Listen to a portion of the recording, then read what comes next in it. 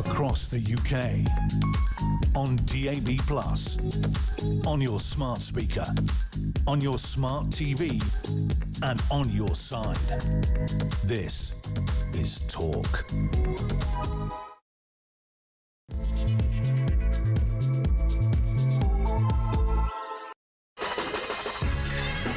Good morning and welcome to Morning Glory. It's coming up for 6:03. It is Wednesday, the 17th of September. Donald Trump is here. The 47th President of the United States of America flew in last night into Stansted Airport. You should have seen some of them. We might even show you some of the pictures of the motorcade going through Walthamstow, which can only be described as a slightly down at heel part of London. It looks really strange. There's sort of 30 or 40 cars, ambulances, nuclear bunker type vehicles being driven through the streets of Walthamstow. There's double-decker buses parked around. There's people just wandering about the streets going, what's all this then? All these lights, flashes. Anyway, it's all very glamorous. Keir Starmer, of course, will be sucking up to Donald Trump a little bit later on. He didn't meet him coming off the plane. Don't know how significant that is. Yvette Cooper was there. She's already thrown Starmer under the bus over the Mandelson story. We've got more to tell you about that. The big story this morning, though, it has to be said, is yet again the one-in, one-out nonsense. I wrote about it yesterday in The Sun. This morning, we find out that not only did nobody go out on the first day on Monday, but nobody went out on the second day on Tuesday, and worse than that, the migrant flights have now been grounded by a court who have basically said that an Eritrean man cannot be sent back to France. He's been granted a temporary last-minute injunction to avoid removal after claiming that if he went to Paris on his own, he would become destitute. I seem to think I've read some books about that, destitute on the streets of Paris. I mean, you could get yourself a Nobel Prize for that, couldn't you? Go and just join up with your local kind of arty festival people and away you go.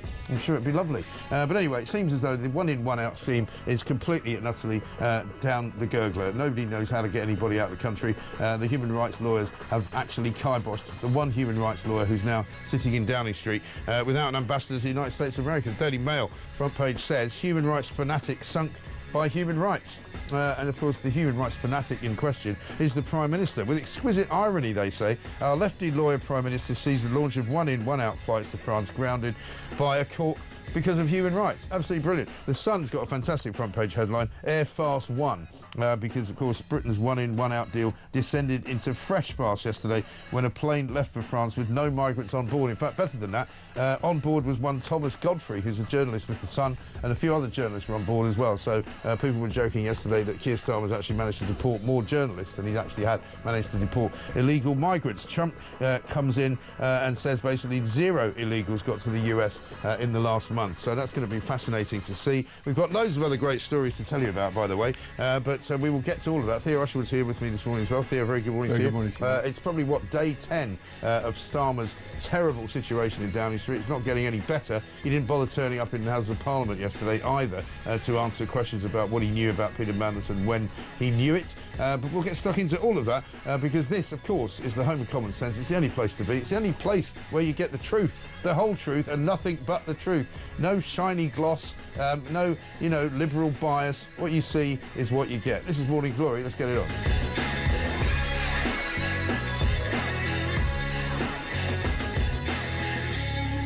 Welcome to Morning Glory. Theo, very good morning to you. Very good morning. Some great headlines this morning. Air Farce 1, that's got to be the best one, I think.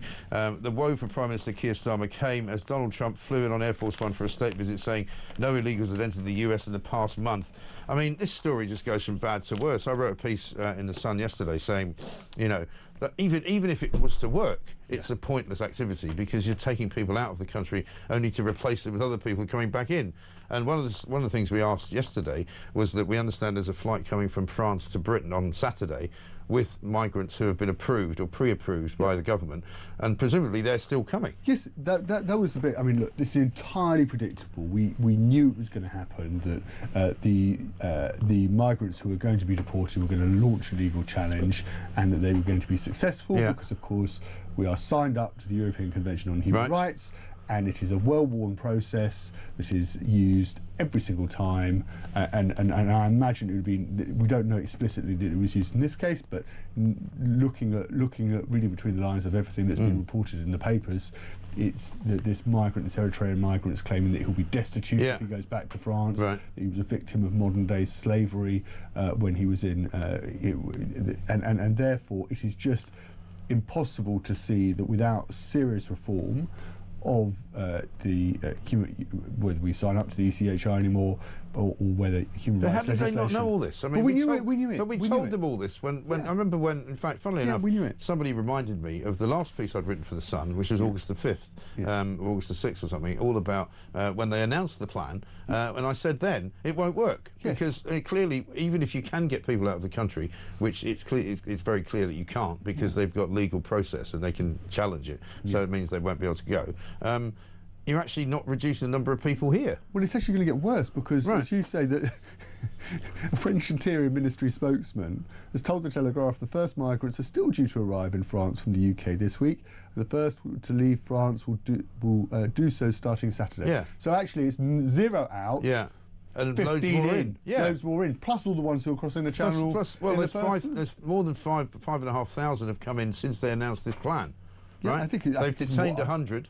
I think it's more than that, isn't it? It's 5,600 as of 2 days ago. So, I mean, I don't think many crossed yesterday. No. But let's have a look back at what happened in July, right? Here's Starmer announcing the one-in, one-out plan in July.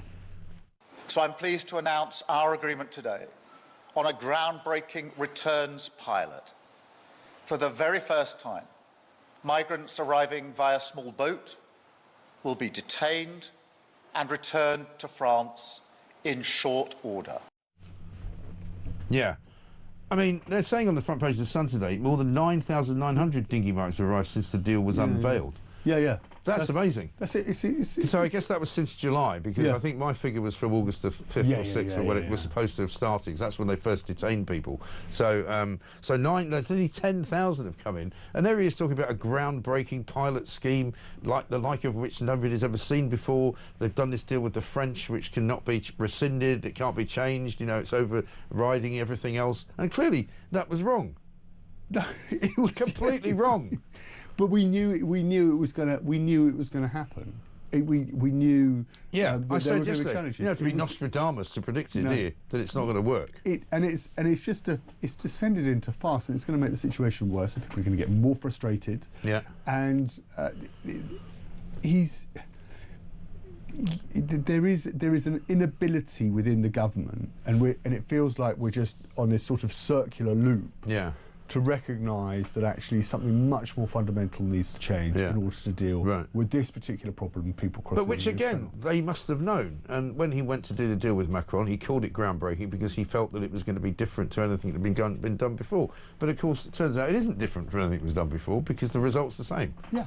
You know, 0 point, basically. Have a look at what Yvette Cooper promised us when she was still Home Secretary. We will provide regular updates for the public at every stage. That's why I'm confirming today that the pilot has now started. Yeah, and it's now finished, because basically they might as well not bother booking people on planes. But as you said, we signed a treaty with France, so you would assume that the migrants are going to keep coming from France on the plane. Yeah, that's what I'm saying. You know, so the French are going to stop. The French are going to go, right, here's a bunch of people that we've said can come to Britain on Saturday. Yeah. So we've now got a sort of war of illegals on two fronts. We've got them coming in on dinghies and on planes. And they'll come in the Saturday after and the Saturday after. And the French will shrug their shoulders and they'll go, it's not our problem if your courts won't let you deport them back to France. That's tough. Yeah. It's made the situation, look, we're only... Let's be realistic about it. The deal was only for up to 50 a week, right? So we're talking about a handful. But once again, Keir Starmer has been completely kind of had the rings run round him in any negotiation process. The French have obviously seen him coming and gone, here's a good idea. We can actually get rid of some of our migrants to Britain legally, and they won't be able to do anything about it. Well, it's a gift to Macron. It's a gift to Nigel Farage, the leader of Reform UK. I mean, he's going to... I mean, this is... He predicted this, and it's a situation which is a dire situation, which is entirely of Keir Starmer and Yvette Cooper when she was in the Home Office, her own making. Like everything else that he touches, it's just turned to dust. You know, he's completely destroyed everything that he's gone anywhere near. Let's have Nigel Farage on one in, one out. One in, one out. That's what the government told us. For everyone that crosses the channel, we're going to send them back, and then the French will send us somebody else that's been approved for asylum. Well, flights were booked on Air France. The first flight, would you believe, the lawyers intervened using our old friend, the ECHR, and no one left. The second flight, Journalists found out what the plane was. 4 of them, 4 separate media companies booked on the flight. And guess what? All the migrants that were due to go had legal challenges and didn't go. We've sent a plane full of journalists with no migrants whatsoever. And even if the policy worked, 1 in, 1 out, and another 1 in still means +1 for everyone that crosses the channel. Please do not take seriously anything this government says about dealing with illegal immigration. They're not telling you the truth. I mean, you can't argue with that, really, can you? Because Yeah, that's no, exactly nothing, right. nothing. He hasn't said anything that is incorrect. Yeah. I think the only critique, if I was to offer critique about that, is that Nigel Farage is sort of doing a slightly, comical act. It's not funny.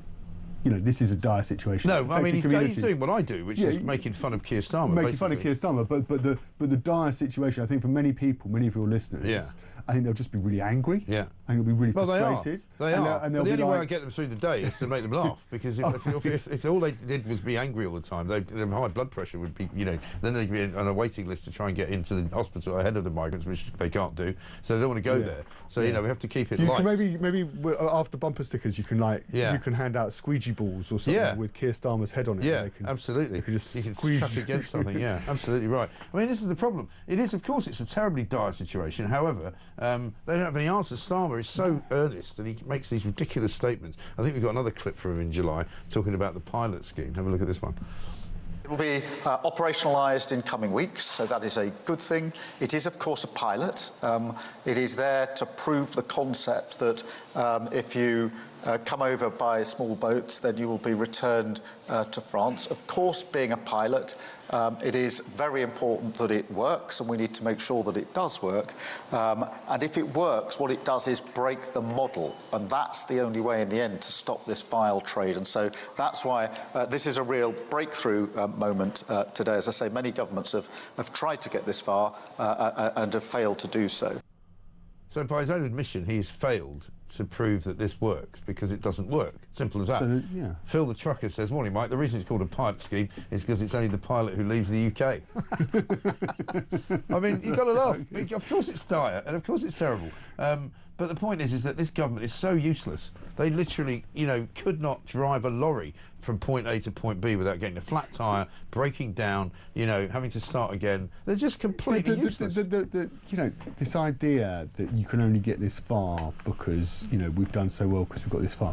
What people want to see is they want to see the migrant crossings in the English Channel stop. Yeah. That's success. That's what success looks like for this government. Yeah. And if you put yourselves in the shoes for a moment of somebody who's thinking about crossing the English Channel, or somebody who is working, a criminal who is working this trade in the English Channel, this is just like free advertising for your business. Right. You go, well, you could be dealing with somebody on the beach who might be saying to you, I really don't want to be deported. Yeah. I've seen this on Keir Starmer. Right. I've seen him on X. Right. I've seen him on the news. He's saying that I'm going to be deported. He's like, there's the front page of the Sun. It's not going to happen. Exactly mate. right. It's not Whereas, happen. by contrast, in America, and Donald Trump will probably be talking about this when he's here today, lots of people, as they call it in America, have self-deported because they've been they're in America illegally. They've looked around to see what's going on with the ICE, sort of collections. And they thought, I don't want to be rounded up. I don't want to be stuck into a prison hellhole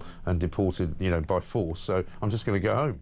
So a lot of them just went, and they reckon over 1 million just went home. Back to their Central American and South American homes. And zero have crossed. And zero have crossed, because they know that they're going to be treated badly. And that's Trump has been very. I know people get really worked up about Alligator Alcaraz, but the clue's in the name, in that this is a really unpleasant place to be housed, and therefore people don't, it is a deterrent for anybody who is thinking about crossing the Mexican, well, it's usually the Mexican border, indeed Canada's north border with Canada. It is an absolute, it is something, and Emmanuel Macron said it, I mean, it was almost like the French were laughing at us.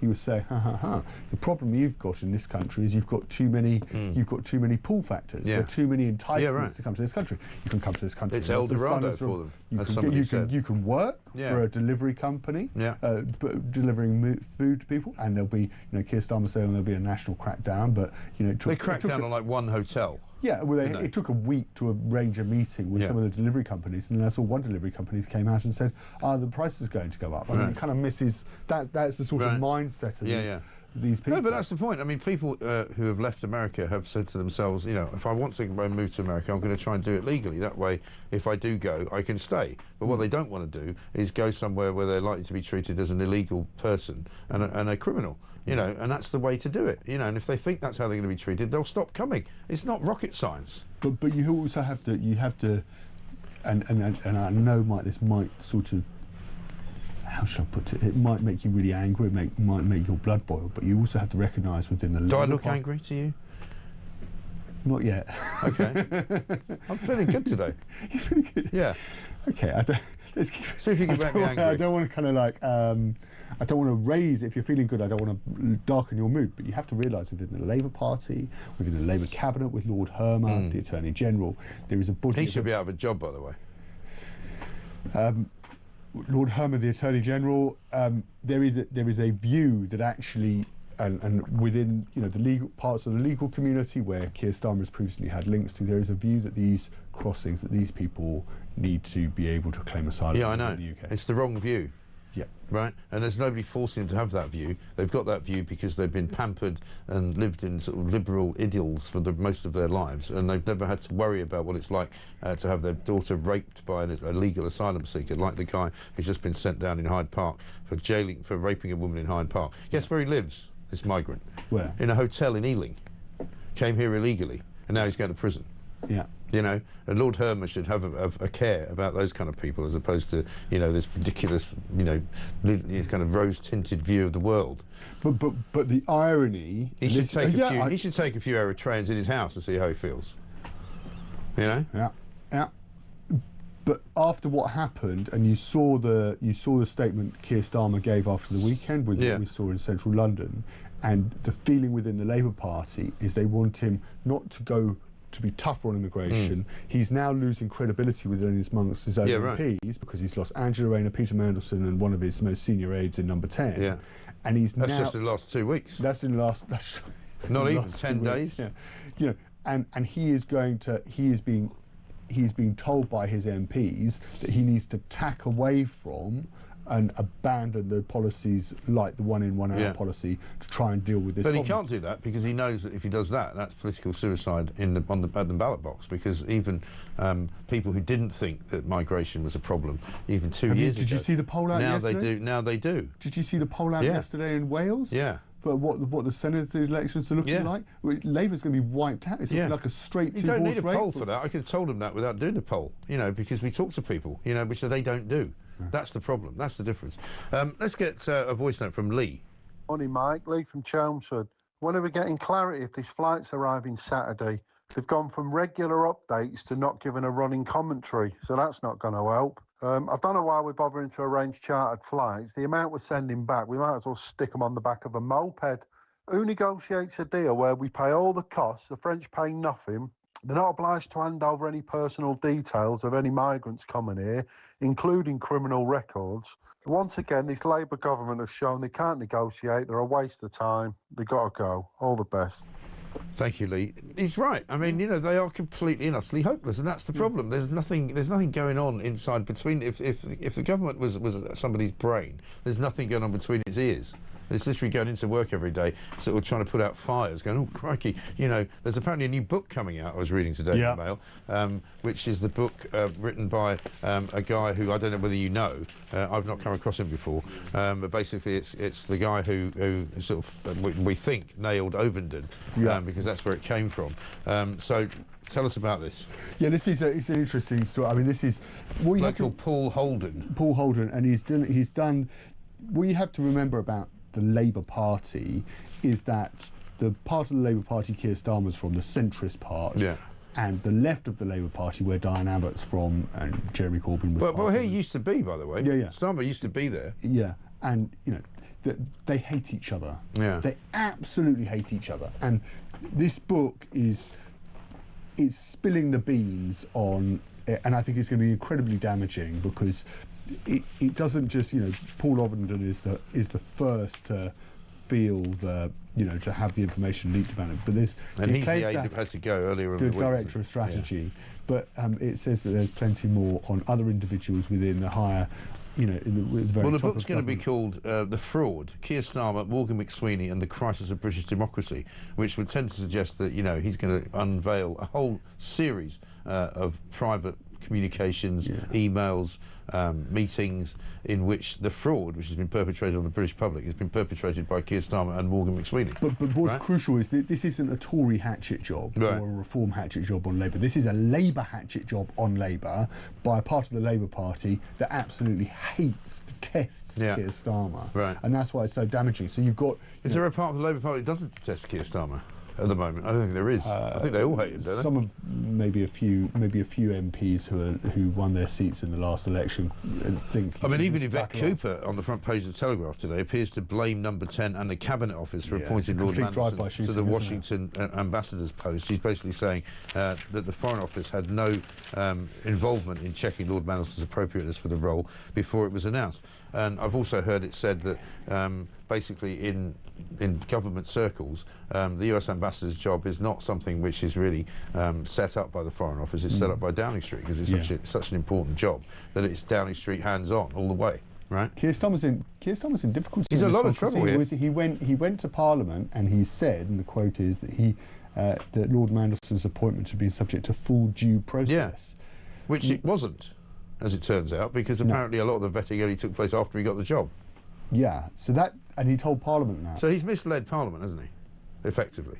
That's the accusation. Which is why he didn't turn up yesterday. And if he did it knowingly, then that would be a breach of the ministerial. Well, that was what it did for Boris Johnson, wasn't it? Yeah. So he knowingly misled. That would be the end of Starmer. He was found to. And he's such a coward that he didn't show up yesterday to answer questions because he knew that if he was asked questions that he could answer but didn't, then he's misled Parliament again. But you saw the absolute circular firing squad that it turned into. He was saying, well, Lord Mandelson has a podcast. Therefore, if he had a podcast, he must be fit to be a British ambassador. He has a. Might as well give it to Alistair Campbell then. You know, crikey. Anyway, listen, we're running a bit late. 24 minutes past 6. We've got loads more to talk to you about. There's more migrant stories you can shake a stick at. They're not going anywhere, though. They're just coming in. That's the problem. This government has got it completely and utterly wrong. Tony says this government is a circus act. That's how it seems like, doesn't it? Why don't you put his head in the lion's mouth? When's that happening? This is Talk. They don't know what the they're doing. Do you understand that?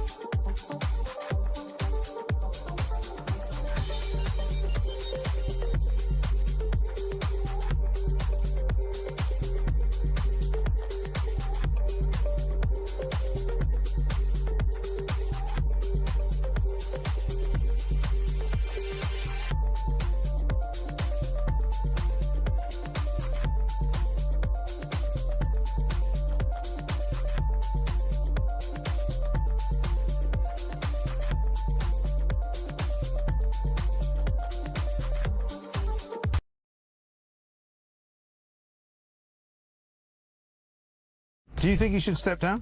I think there's a very strong argument for him doing that. I think we need to, though, really get to the bottom of what exactly has happened, and that's why this debate today is so important. And if in the event of looking at that information, or a select committee looking at that information, it's concluded that there was any misleading of the House or anything of that nature, then certainly.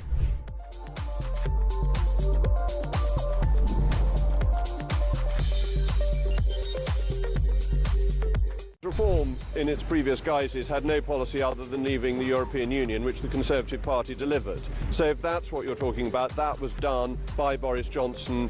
It was delivered by the Conservatives. So they didn't have any policies other than that of any merit at all. And Richard Tice has already said quite clearly that the manifesto they stood on in 2024 is now irrelevant.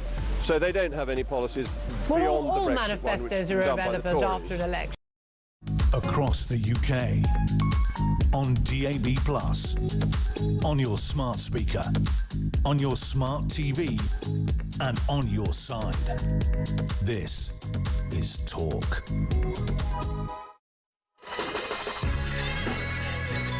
Well, this morning, Glory, you awake to another morning of chaos in Downing Street. A slightly different take on it this morning, though, as well, because Donald Trump is here, and so we've got the first day of a state visit, which gets underway in Windsor in a few hours' time. We'll be bringing more on that as it happens. But Theo Rushwood's here with me at the moment.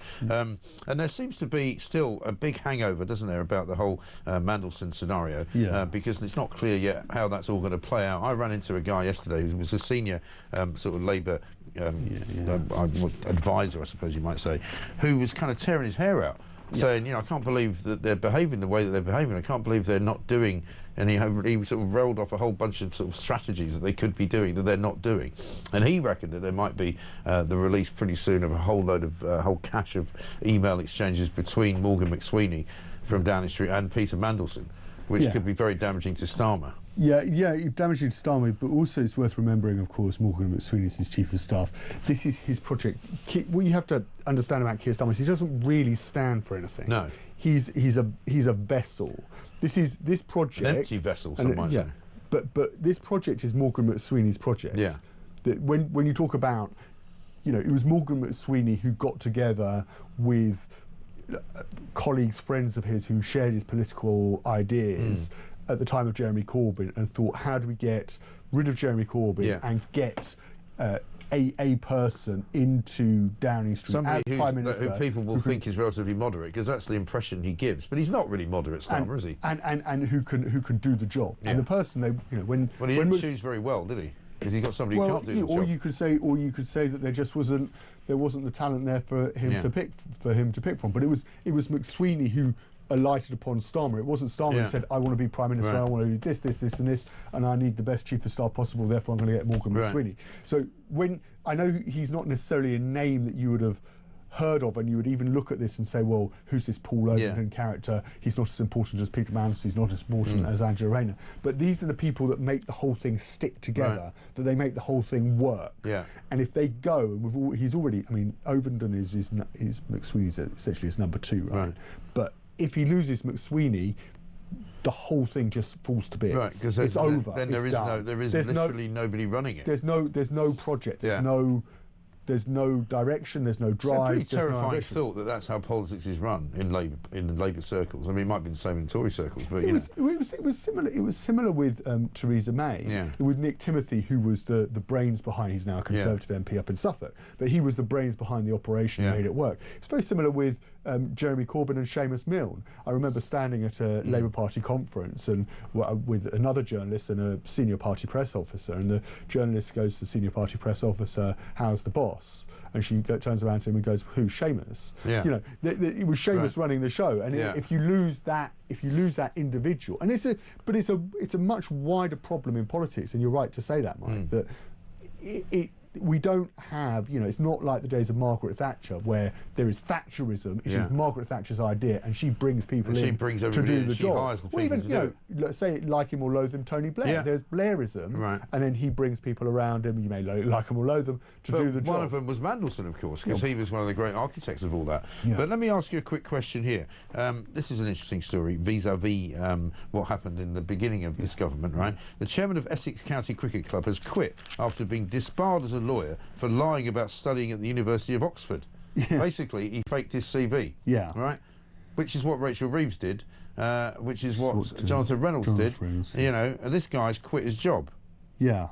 Because it's been ruled that he actually lied on his own CV. So there's obviously one rule for the outside world and another rule for politicians.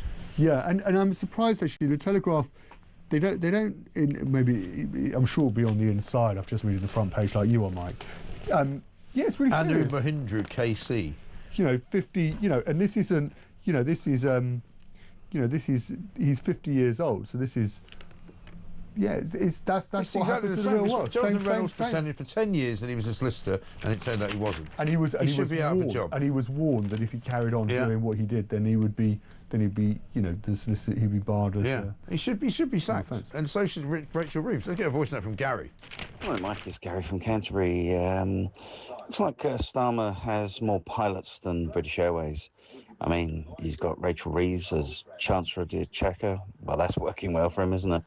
He's got Mendelsohn in the US, that also works well for him. He's also got, you know, one in, one out, which is obviously not working for him. It looks like he's the victim of his own success, really, isn't it? I mean, the ECHR, isn't he supposed to have edited the manual? Surely he should have known this was coming.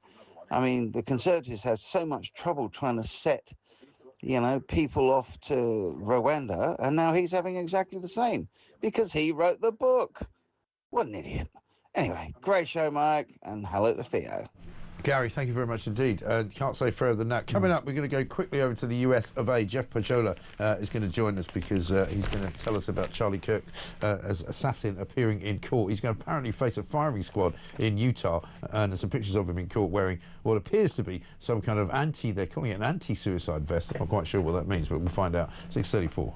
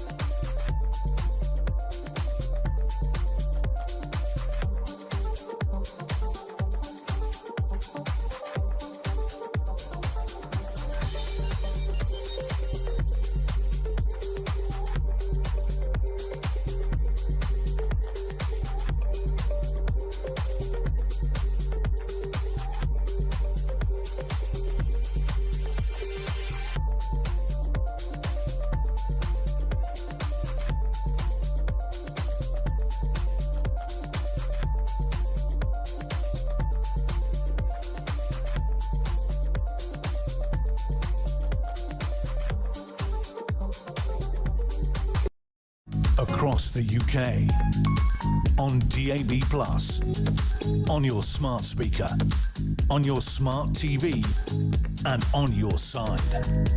This is Talk. Welcome back to Morning Glory, 6:36. I'm Mike Graham with you all the way through until 10 o'clock. Of course, Theo Usherwood is here. We're going to take a quick trip across to the US of A, Northwest Radio, Seattle to be precise. Jeff Pajola is there for us. Jeff, very good morning to you. Thanks for joining us. Good morning to you. Let me just play a little bit of Donald Trump just as he was leaving the White House, talking about meeting King Charles, which he's going to do today. Well, my relationship is very good with the UK, and Charles, as you know, who's now king, is my friend. And it's the first time this has ever happened where somebody was honored twice, so it's a great honor. And this one's at Windsor. They've never used Windsor Castle for this before. They used Buckingham Palace. And I don't want to say one's better than the other, but they say Windsor Castle is the ultimate, right? So it's going to be nice. But basically, up there also on trade, they want to see if they can refine the trade deal a little bit. We made a deal, and it's a great deal. And I'm into helping them. Our country is doing very well. We've never done this well. We're having trillions of dollars coming because of the tariffs. They'd like to see if they could get a little bit better deal. So we'll talk to them. But primarily it's to be with Prince Charles and Camilla. They're friends of mine for a long time, long before he was king. And it's an honor to have him as king. And, you know, I think he represents the country so well. I've watched. He's such an elegant gentleman, and he represents the country so well. So we've got him now for a couple of days, and, you know, who knows what it's going to be like. It's going to be fun, though, I'm sure. Well, certainly Donald Trump is nothing if not unpredictable, and it doesn't surprise me. He was talking about Buckingham Palace there, and real estate, obviously, how he made his fortune over the decades in New York City. So it's certainly not surprising. He's admiring a great work of architecture. Yeah, I mean, it's a kind of a stupid question, but I mean, will people there be watching it with interest? I guess the main thing will be, if you like him, you'll be watching it. If you don't like him, you won't be. Well, I don't know if I would necessarily agree with that. Donald Trump is, you know, to the right, obviously something that people like, someone who they admire and aspire to be. And to the left, it's a lot like watching a train wreck. If there's anything that Donald Trump knows how to do, it is command an audience, whether that is for at home, the broader American public, or to an international audience. He knows television. He knows how to work the media, and I think he's using that to his advantage. Yeah, I'm sure he is. Well, we'll keep it updated all the way through the day today. I'll ask you, Theo, about it in a second. Let's just talk about Tyler Robinson, the 22-year-old who was in court yesterday, charged with murder, the murder of Charlie Kirk, of course. He was wearing what's described as an anti-suicide vest, I'm told, and he's facing, we're told, a firing squad, very possibly, in Utah if he's found guilty. Yes, Utah is one of the few states that has the firing squad as an option for the death penalty. It remains to be seen if it's going to be that or lethal injection. But as far as the anti-suicide vest or flak vest, however you want to describe it, it's not all too uncommon here in the United States to see high-profile suspects, when they're arraigned in court, to be dressed in that sort of attire. Now, what is a little bit unusual is that he made his court appearance via video from the jail, so he's obviously in a secure location, right, but it's also to protect him from other inmates as well. So it's really not something that's all too unusual here. Right. And so was there a date set for the trial? I'm not sure that the date has been set just yet. Obviously, both sides are still preparing. The investigation, obviously, is still ongoing. We don't know the exact motive. We have hints of it yet. The FBI hasn't released all the details of the investigation. Obviously, they're still working, combing through his social media posts, going back through all of the accounts, talking with his associates, family members. And we're still just, less than a week out from the assassination of Charlie Kirk. So these things take time, and undoubtedly they are going to waive their right to a speedy trial just so the defense can prepare as well. Wouldn't surprise me if it takes several weeks to a month before you even get into pretrial motions. No, of course. Jeff, we've got to leave it there. Thank you very much indeed. Jeff Podula there, reporting in from Northwest Radio in Seattle with the news that the Charlie Kirk assassin is now at least in the court system, but he could face a firing squad, which is quite extraordinary when you consider that we're in 2025, And I wonder, when he said it's an option, who takes the option? I wonder if it's the person who's actually going to be killed who can have that option. It's cool stuff. I also noticed when he was in court ahead of the appearance, he was wearing, I've never seen one of these before, but an anti-suicide smock. Right. Which is... Yeah, Jeff there's saying it's quite sort of normal for that kind of thing, for a high-profile case like that. So I guess it means that he can't somehow, use what he's wearing to kill himself in some way. It seems very odd. It does. Garment, yeah. Let's talk a bit about Trump and what happens today, because he flew in last night into Stansted around about 10 o'clock at night, I think. Yeah. There wasn't much happening there. There wasn't a press conference there. But when are we going to first see him? So we're going to first see him. He's going to be out and about this morning because that's he's getting the formal royal greeting at Windsor Castle from the King, King Charles and Queen Camilla. Prince William and Princess Catherine are also going to be there, and then there's going to be a lunch. And we've got a fly past from the Red Arrows and a royal carriage procession. This is the royal day, right? And then that's in the afternoon, and then this evening we've got the state banquet. Right. That's the big moment. Of course, Ed Davey, Sir Ed Davey, the leader of the Liberal Democrats, already said that he's not attending, but that's going to be lucky old Trump then. Yeah. Missing out on Ed Davey. Right. And I see Sadiq Khan's had a go again. Yeah, it's on the front page of the Guardian today, basically saying that accusing the US president of doing more than anyone else to encourage the intolerant far right across the globe. That's another embarrassment for Keir Starmer. It's another. It shows, and even the Guardian write it up. considered to be a direct challenge to Keir Starmer's government. The newspaper says, Sadiq Khan, who's had a long-running head-to-head with Donald Trump, has made that direct challenge. Very unhelpful. Yeah. Really, well, because remember the last unhelpful. time when... Here's the other interesting thing. Last time Starmer saw Trump up in Turnberry, when he went up there and was kind of sitting there like a sort of, a stuffed dummy, and he didn't put any social media out, remember, about the Trump visit at all. Yeah. But at one point, Trump said he didn't like Sadiq Khan, thought he was a nasty little man or something like that. And Starmer sort of piped up, oh, he's a friend of mine. Yeah. Well, his friend is now having to go at Donald Trump, which is not going to play well. It's not going to play well, and you heard there, when you listen to Donald Trump, he's here because he likes the King and Queen. Yeah. He doesn't really want to talk about trade. No. So when Keir Starmer meets him at Chequers tomorrow, that's the bit that matters. Right. So he won't have any time with him today then? No. It's all tomorrow. The talks are in the up in Buckinghamshire in Chequers tomorrow at the Prime Minister's Grace and Favour house. But it's really important that relationships between the two men are good, and that this just from nobody cares. With all due respect, nobody cares what Sadiq Khan thinks right now, because we're getting. I don't care what he thinks at any time, actually. Now or never. But we got done. The steel tariffs didn't get sorted. Right.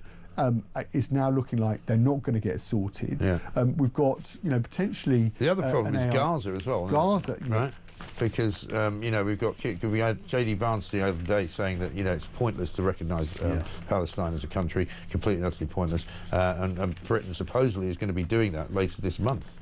So if they open that particular can of worms, but the irony with this, Mike, is that it actually, there's an argument, a legitimate argument to say that it actually makes, this whole grandstanding thing on behalf of the British government, whether it's the Canadian government or the French government, makes the lives of Palestinians worse. Because what we've seen as a result of, what we've seen since that we made this grand gesture to recognise Palestine as a state is Benjamin Netanyahu, the Israeli Prime Minister, suddenly just want to accelerate everything to get the job done and destroy Hamas. We've seen, a ground offensive launched into Gaza. We've seen Israeli strikes on Doha and Hamas's headquarters in Qatar, and it puts Israel's government on the clock because they realise that the only thing that's standing between Israel's complete all-out war against everybody is the fact that he's got the support, Netanyahu has the support of Trump. Yeah. And, we would be in a very different situation if Harris, the Democrat candidate, had won the last election, in the November election. That can, Democrats can still win in November 28, right? But if Netanyahu feels that the Democrats win, that there's a turn against Israel from America, then he's completely stuck. He's boxed in. Yeah. So he feels like he needs to get, he's becoming more aggressive towards the Palestinians. So again, as usual, another stupid and idiotic decision by Starmer, which was not even necessary to do. He was just trying to keep in with his mate, Emmanuel Macron, who's stuffing him every single chance he gets. And his votes. And his idiotic mate in Canada, old Carney. And he's worried about votes in constituencies up and down the country where you have independent pro-Palestine candidates putting huge amounts of pressure on Labour candidates. That's not the way to run a country, is it? It really isn't. Let's get a voice note from Sally. Oh, dearie me. It's Is this really the country we live in? It's like cloud cuckoo land. Nobody can really believe all this is happening, surely. Oh, my great show. Keep us sane, please. Sally, Lincolnshire.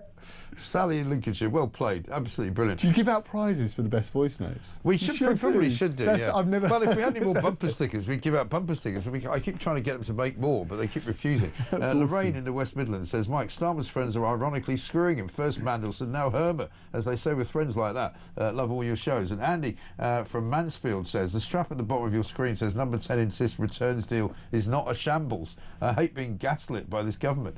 Yeah, because just because they say it, they think they can just say things and people will believe them, you know, like one in, one out, not true, even if it happened and even if it works. And then they say, oh, it's not a shambles. It's a bloody shambles. Don't worry about it. At 6:47.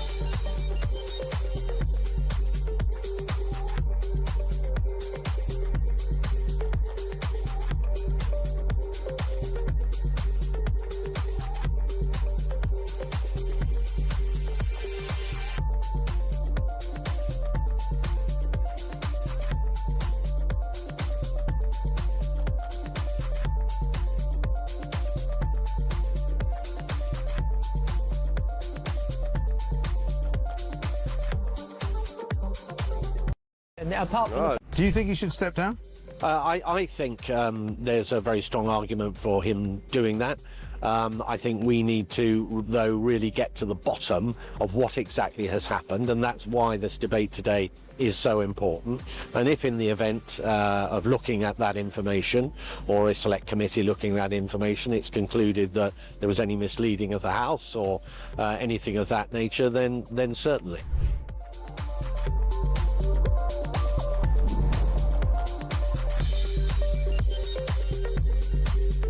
Reform in its previous guises had no policy other than leaving the European Union, which the Conservative Party delivered. So if that's what you're talking about, that was done by Boris Johnson. It was delivered by the Conservatives. So they didn't have any policies other than that of any merit at all. And Richard Tice has already said quite clearly that the manifesto they stood on in 2024 is now irrelevant. So they don't have any policies beyond the Brexit one, which manifestos is are done by the irrelevant Tories. after an election, apart from the person who wins. Across the UK, on DAB+, on your smart speaker, on your smart TV, and on your side. This is Talk. Welcome back to Morning Glory. It's 6:51. It is Wednesday, the 17th of September. The state visit by Donald Trump is underway. He's going to be in Windsor today. There's a lunch, there's a dinner. Keir Starmer will spend most of the day with him tomorrow, but not so much today. Theo Usherwood's here with us. I've just seen a clip from yesterday in Parliament. Shabana Mahmood saying, I'll take no lessons from the previous government that failed on both legal and illegal migration. I've just retweeted it saying you've got to take some lessons from somebody because you're failing currently on legal and illegal migration, aren't you? But the battle isn't between Labour and the Tories anymore. It's between Labour and Reform. Yeah. And she can't say that. You know, she can have. You know, she could benefit from being in Parliament and standing against Chris Philp, the Shadow Home Secretary, and saying, "Oh, this is a Labour versus Tory battle." But that's the Tories aren't going to eat Labour's lunch on this. It's all about reform and Nigel Farage, and she can't say the same of Nigel And they're both Farage. playing into his hands, aren't they? Yeah. Front page of the Times has got Rachel Reeves in trouble again. She's been told by the fiscal watchdog, the OBR, Office of Budget Responsibility, that they are likely to downgrade predictions for productivity growth, making tax rises in the budget even more likely. Yeah, and the numbers in this, I hadn't realised the numbers in this are so stark, but if you downgrade productivity by 0.1 or 0.2 percentage, 0.1 or 0.2 percentage points, that's how small the margins have to be, then you lead to a deterioration in the fiscal position of something like 9 to 18 billion pounds. That's money that has to be found from somewhere, and she's not going to cut because they don't have the political capital to do it. They're not going to cut spending, so they're going to have to put up taxes. It's going to be another disaster. It's going to be, and I've said it before, and I hope I'm not. I really hope I'm not proven right on this, but I have a feeling that I will be. I think we are heading for a moment when the markets just go no. This is the UK economy is just which is sort of what happened with Liz Truss, wasn't it? Yeah, and there's a reaction and ultimately we would have to go to the British government would have to go to the International Monetary Fund, like some developing world country, and say, please, can we have a bailout? And we need, which they might not get, or if they do get, might be so badly structured that we'd be in debt for the rest of time. Yeah, and we would have to go in order to bail out our financial situation. The mistake, and there's a temptation just to see the mistakes that Labour are making as through the prisms of it's just happening now, it's just happened for the last 6 months. But, we got into this death spiral when, Labour got into this death spiral, 2 weeks into government when Rachel because they Reeves suddenly started handing out money. Just like spraying it around like confetti. Well, £10 billion of public sector pay rises here. What's £10 billion between friends and the unions, right? And that's ultimately... But then they scuppered the economy with the budget, which they did in the autumn, and that's why they're even though they're making some money for the national insurance contributions, it's not enough money to cover the debt. No, and because the situation deteriorates and the cost of government borrowing goes up because the markets look at the UK economy and they think, well, actually, this is not a great place to. This is the price is going to go up on the bonds what we're buying from you, the debt we're buying up from you. They spent they raised 40 billion, but 10 billion pounds of that was spent on just servicing the interest. Well, they're borrowing more than 20 billion a month at the moment. So that's the problem. We'll talk about a technology deal in a minute, but here's, if you go back a few months to Donald Trump, last time he was here at Turnberry, talking to Keir Starmer about Sadiq Khan. I'm not a fan of your mayor. Why not? I think he's done a terrible job, the mayor of London, but a nasty person.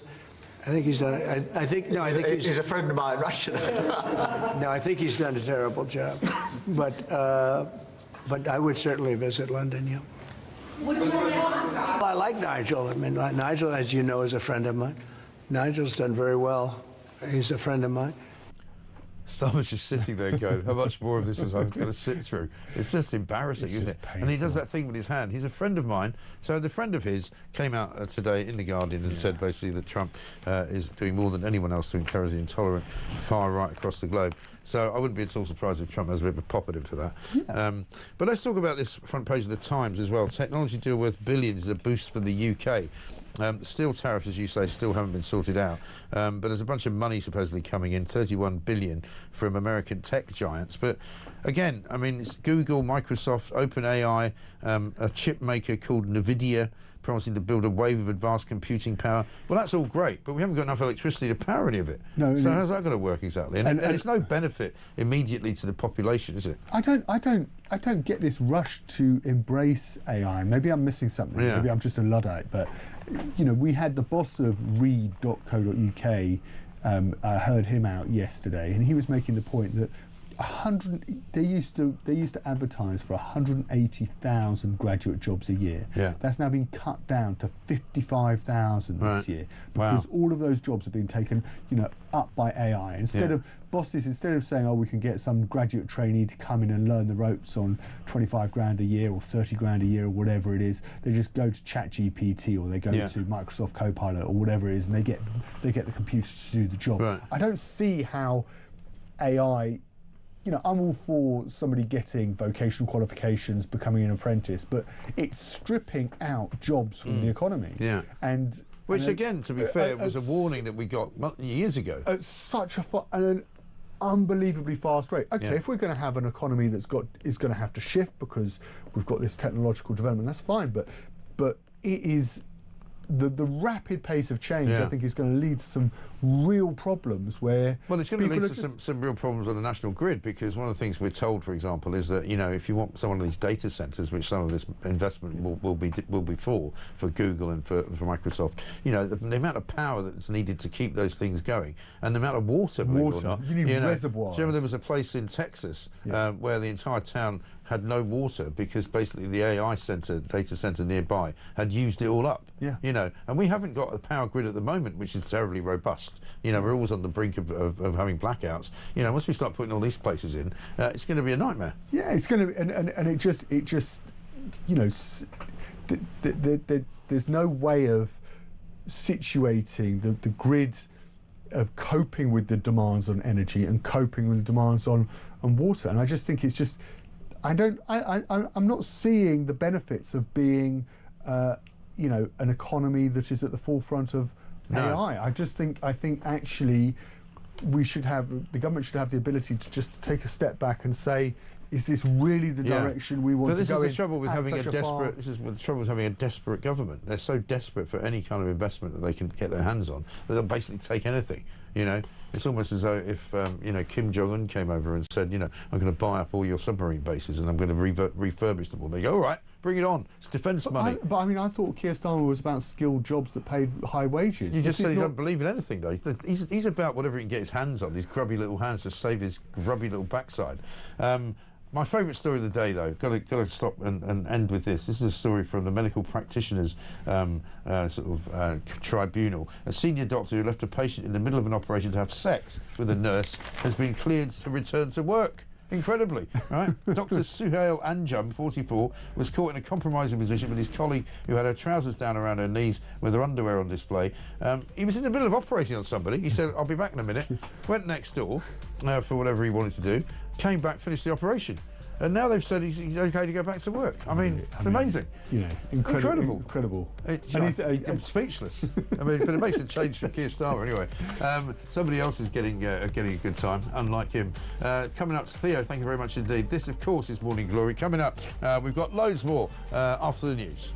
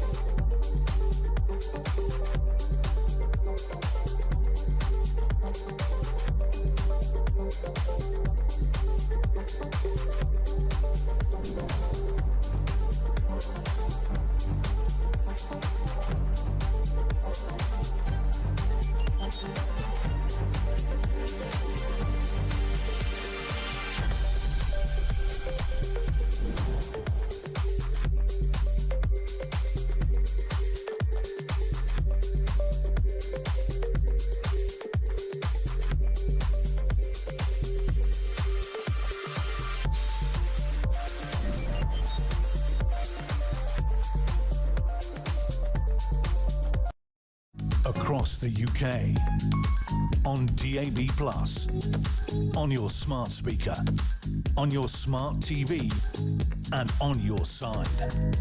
This is Talk.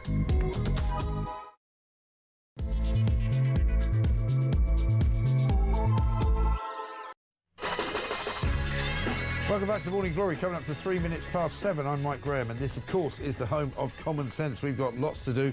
Coming up, Jonah Bell joins us. She's going to tell us what she makes of what's going on in the middle of Downing Street. It certainly seems to be a complete and utter shambles, a complete and utter disaster, a complete and utter mess. There's a new book coming out very shortly, which is going to lay bare the relationship between Keir Starmer and Morgan McSweeney. The book is called The Fraud, believe it or not, which would tend to suggest that it's not really particularly kind to either Morgan McSweeney, his chief of staff, or the Prime Minister himself, who seems to be now completely and utterly isolated, without any mates, without any friends, and even as Donald Trump prepares to go to Windsor Castle today for his first day of a state visit, he can't even be rescued by the President of the United States of America. He's still besmirched and mired in the scandal surrounding Peter Mandelson.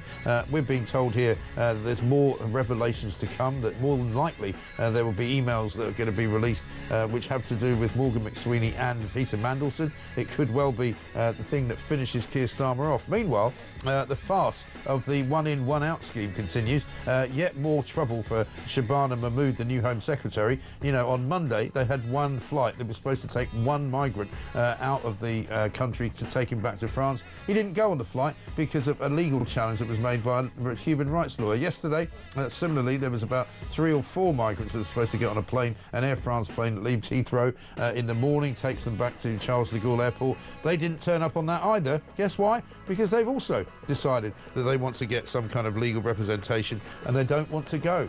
So nobody's gone. Meanwhile, there's a flight coming in on Saturday from France which is carrying migrants who have been pre-approved to come and live here. So the whole thing is a complete and utter shambles. Also, the flagship one-in, one-out pilot migrant deal was dealt another blow by the High Court yesterday after they blocked the deportation of one asylum seeker from Eritrea who was meant to go to France yesterday, but unfortunately he claimed that if he went back to France he would be made destitute, so now he gets to stay here, where he doesn't have to be destitute, he just stay in a hotel.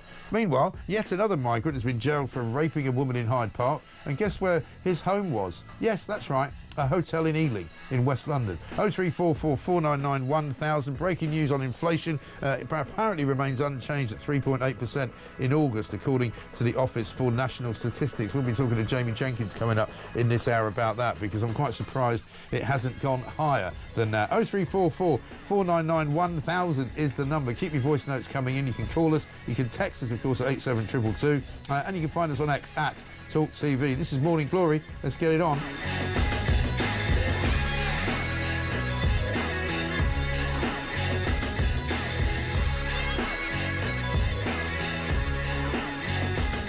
David Dorset says, what was Starmer's excuse for not turning up in Parliament yesterday afternoon? I watched the whole debate. The SNP gave it some. Disappointed he didn't show. But why didn't he? Well, Dave, apparently, he claimed that he was preparing for his visit with Donald Trump. He claimed that he was too busy to attend Parliament because he had to bone up on what he's going to say to Donald Trump, his good friend.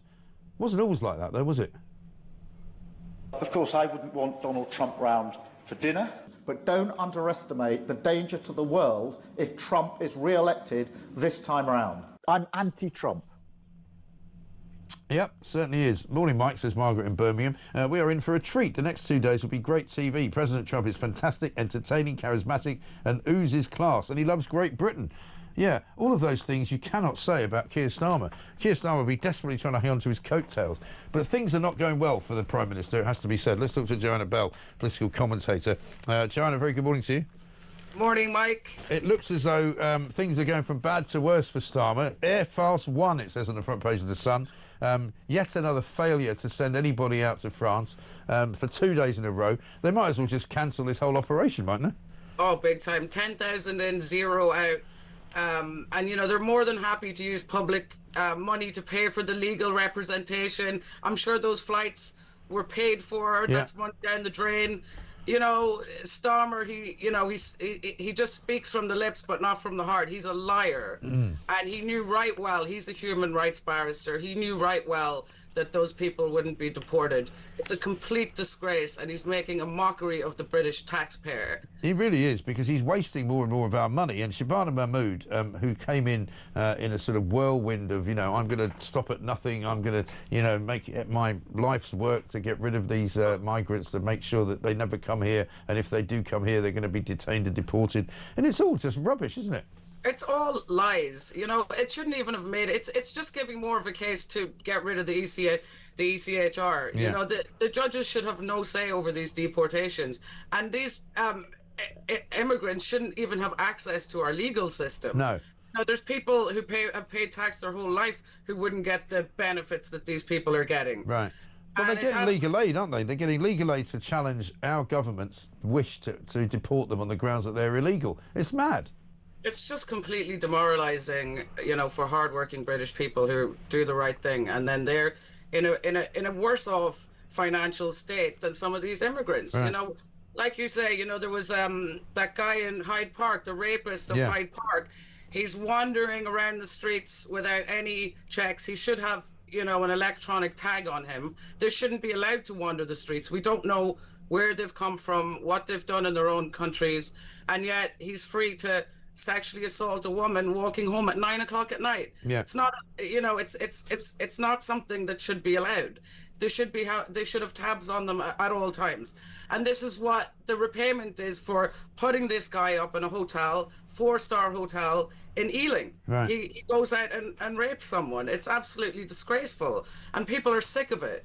Exactly right. I mean, he's been sentenced to 8.5 years in prison, thankfully. His name is Abdel Rahman Adnan Abu Layla. He's from Egypt, right, where apparently he has a wife and children living in Egypt. So what the hell he's doing here, it's anybody's guess anyway. But he came here illegally. He approached a 42-year-old woman as she was walking alone in November last year through the park, lured her to a secluded spot in the park, and then raped her. He first arrived in the UK in 2023, saying that he needed asylum from Egypt for fear of persecution. But he's got a family living there. I mean, who's persecuted in Egypt? For what? I've been to Egypt. It seems... Well, people go on holiday there. Well, exactly. It's just a farce. It's a complete joke. And we're just a laughingstock of the world, Mike. And something has to give here. Yeah. Because how much more can the British public take? The country's about to go into recession. Yeah. There's no growth. Rachel Reeves, she's about to put the taxes up again. She has no choice. They talk about growth, and yet they can't do anything about it. They can't make the finances better in England, and this whole government has to go. They really do. I mean, the point about the budget today is that we got more warnings from the Treasury that the Office of Budget Responsibility next month are going to basically give their first economic forecast, which will include a new assessment of productivity, and they're going to downgrade it because nobody's producing anything in this country because they don't have any money to do so, right? And so apparently that's going to make tax rises even more likely. We've got new inflation figures out today, which I think have been artificially tampered with because we're told they're remaining at 3.8%. Everybody knows the prices of everything is going up all the time. And you go to the shops to buy your groceries and it's gone up another 10 or 20 quid from last week. Well, that's the thing, Mike. Everything's going up. People have less. I was talking to, a guy the other day and he said, I used to be able to go on one holiday a year. Yeah. And he said, I'm earning the same money, and he can't afford to do that this year. And I said, everybody's feeling the squeeze here. Yeah. People have less money in their pocket, and the government are just clueless. They don't know how to grow the economy. They're just a bunch of losers. Frankly. Well, when you read and watched Keir Starmer, last week talking about the Mandelson situation and how he had sent, he had seen some questions that had been sent to Peter Mandelson, but he hadn't seen the answers. You wonder to yourself, I'm not surprised this country is being run into the ground because this bloke doesn't seem to know how to do anything. He's the Prime Minister of Great Britain and Northern Ireland, right? And he doesn't know how to lift up the phone to call Peter Mandelson to say, oi, we need to answer some questions here. You better do it before I go into Prime Minister's questions so that I don't look like a complete idiot. Instead of which he goes in and gives him his full confidence one day before sacking him. Well, exactly. He was told that there might be incriminating emails. He says that, he didn't know. But, everybody knew about his relationship with Epstein. Of course. He's lying. I mean, he's also admitted that. He admitted it in this interview that he gave to Channel 4 News, that he knew about their relationship. So that should have been enough to say, in that case, he can't be ambassador, surely. Well, it should be enough for Keir Starmer to resign. Boris Johnson had to resign over Chris Pincher, over pretending that he didn't know about his abuse. Misleading the House. Exactly. And the same thing has happened for Keir. So why is he not resigning? I think this should be a sackable offence, but he is not resigning. He doesn't show any signs of stepping down, and he's completely out of his depth. He's a barrister, not a PM. He shouldn't be in politics at all. No. He should be with his friends trying to, keep immigrants in the country, because he seems to be doing a very good job. But he's already doing that. It's just that he's not he's actually not doing it in a court of law, but he might as well be. But it is incredible, isn't it?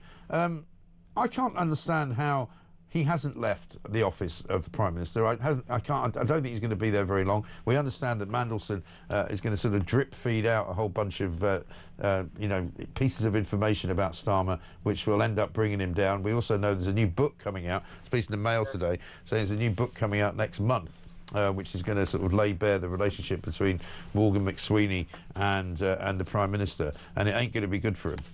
No, it's definitely not going to be good. But if he does resign or is forced to resign, who's going to take his place, Mike? It's it's a really depressing situation at the minute. But we're all excited to read about what's in the book. But I think we all know it's a complete shambles in number 10, right? I don't think we need a book to tell us that. So far, he has completely just passed the buck. He keeps kicking the can down the road. The British public just can't take any more of this. I mean, we thought it was bad with the previous government, but it can't get any worse. They're starting to look like geniuses compared to this lot, though, aren't they? It's true. Right. Bring back Boris, I say. I mean, honestly, we all thought the Tories were hopeless and hapless, and I always blame the Tories. I say it's your fault for screwing it up to such an extent that we ended up with this ridiculous Labour government. But it is extraordinary how, every single day I come to work and I think, well, it can't get any worse for them. And it does. It gets worse every day. Yeah, bad to worse. I mean, it's completely demoralising. This once great country is the laughing stock of the world. Yeah. He said he was going to get 0% for the steel tariffs, and now it's 25%. So him sucking up to Trump hasn't helped at all. No. And now he's got Sadiq Khan making a nuisance of himself again, because Sadiq Khan's given an interview to The Guardian saying that he thinks Donald Trump's the biggest danger to the world in terms of rousing the kind of far-right divisions in the entire world. And so, when Starmer gets to meet Trump again, because don't forget, last time they saw each other, Starmer was like, oh, he's a friend of mine, actually, when Trump called him a nasty person. It's so cringe. It's really awful. When you put a video up there earlier and, Keir Starmer is saying he's anti-Trump, I mean, how can he sit with this guy and then pretend that he's, he likes him? It's just ridiculous. And then to stand up for Sadiq Khan, who, I think the reason that Trump doesn't like Sadiq is because he had that big inflatable Trump. Right. Well, he's a pretty unlikable character, to be fair. Sadiq? Yeah. Yeah, you don't need many reasons not to like him. I just think they're just so poor at international relations. This is the president of the United States, and they're, openly trashing him, and it's absolutely ridiculous. I think Sadiq should resign after that interview he gave. He really should. But I mean, he's now become, I think, the highest paid public servant in Britain. As a result of his latest pay rise. So I don't suppose he's going anywhere anytime soon. That's why the only good thing is why he doesn't want to become Prime Minister. He doesn't have to take a pay cut, But there we are. Listen, Joanna, good to talk to you. Thank you very much indeed. Joanna Bell, political commentator there. Good morning, Mike. Says good deep. The ECHR is not fit for purpose, never was and never will be. They seem to only look after the interests of rapists, pedos, murderers and illegal criminals. The rights of people like us, young women, young girls, the working class, have no rights anymore because in Labour's eyes, we are all far right. One here from Lee down in Staffordshire. It says, morning, Mike. Love the show. Keeps me sane in the morning. Well, another rape by an illegal in London that we know about. How many more that we don't know about? Well, that's right. And how many more in hotels that we don't know about? How many more in houses of multiple occupancy, HMOs, that we don't know about? Mick says, if Starmer was an honourable man, he would stand at the dispatch box and say sorry to the nation for the destruction of our lives. Well, we know he's not. And one from Els Bells in Oswestry. I watched Trump arrive into Stansted. I thought, wow, so this is what it feels like when we have a leader in the country. I mean, that's terrible, isn't it? We don't have a leader in the country. We've got a man that doesn't know how to get us out of the trouble that we are in. Most of it we are in because of him. Let's get a voice note from Elle. Keir Starmer hates us with a passion. He hates England. This is all of the backdoor route to getting us back into the EU. He's going to make it so bad here that we'll literally be begging for it, and then it'll all be good again. Well, I'll tell you what, we made us stronger stuff, and the march, the weekend, has shown that, and I bet he's absolutely petrified about that. There's more like 1 million people there. All this narrative about 110 to 150,000. What a load of rubbish. Well, what a load of rubbish is a good way to describe the government, to be honest. We'll be talking to Trevor Kavanagh, who's written about that march, actually, in The Sun today, a little bit later on in the show. Coming up, Jamie Jenkins is going to join us as well, independent statistician. He's going to run the line over the latest financial figures that Rachel Reeves is waking up to this morning. And Julia Lopez is going to join us, the Shadow Secretary of State for Science, Innovation and Technology, live from Collins Green. Coming next.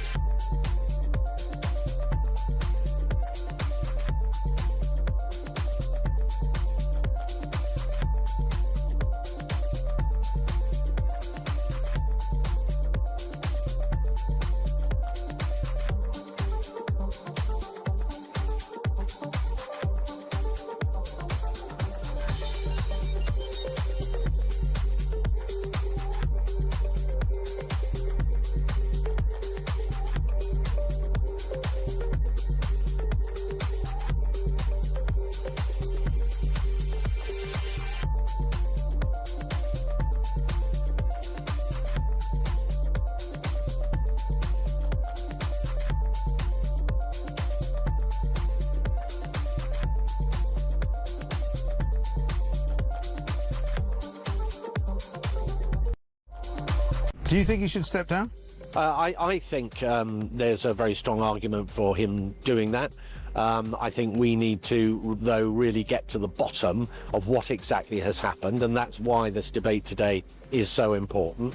And if in the event of looking at that information, or a select committee looking at that information, it's concluded that there was any misleading of the House or anything of that nature, then certainly.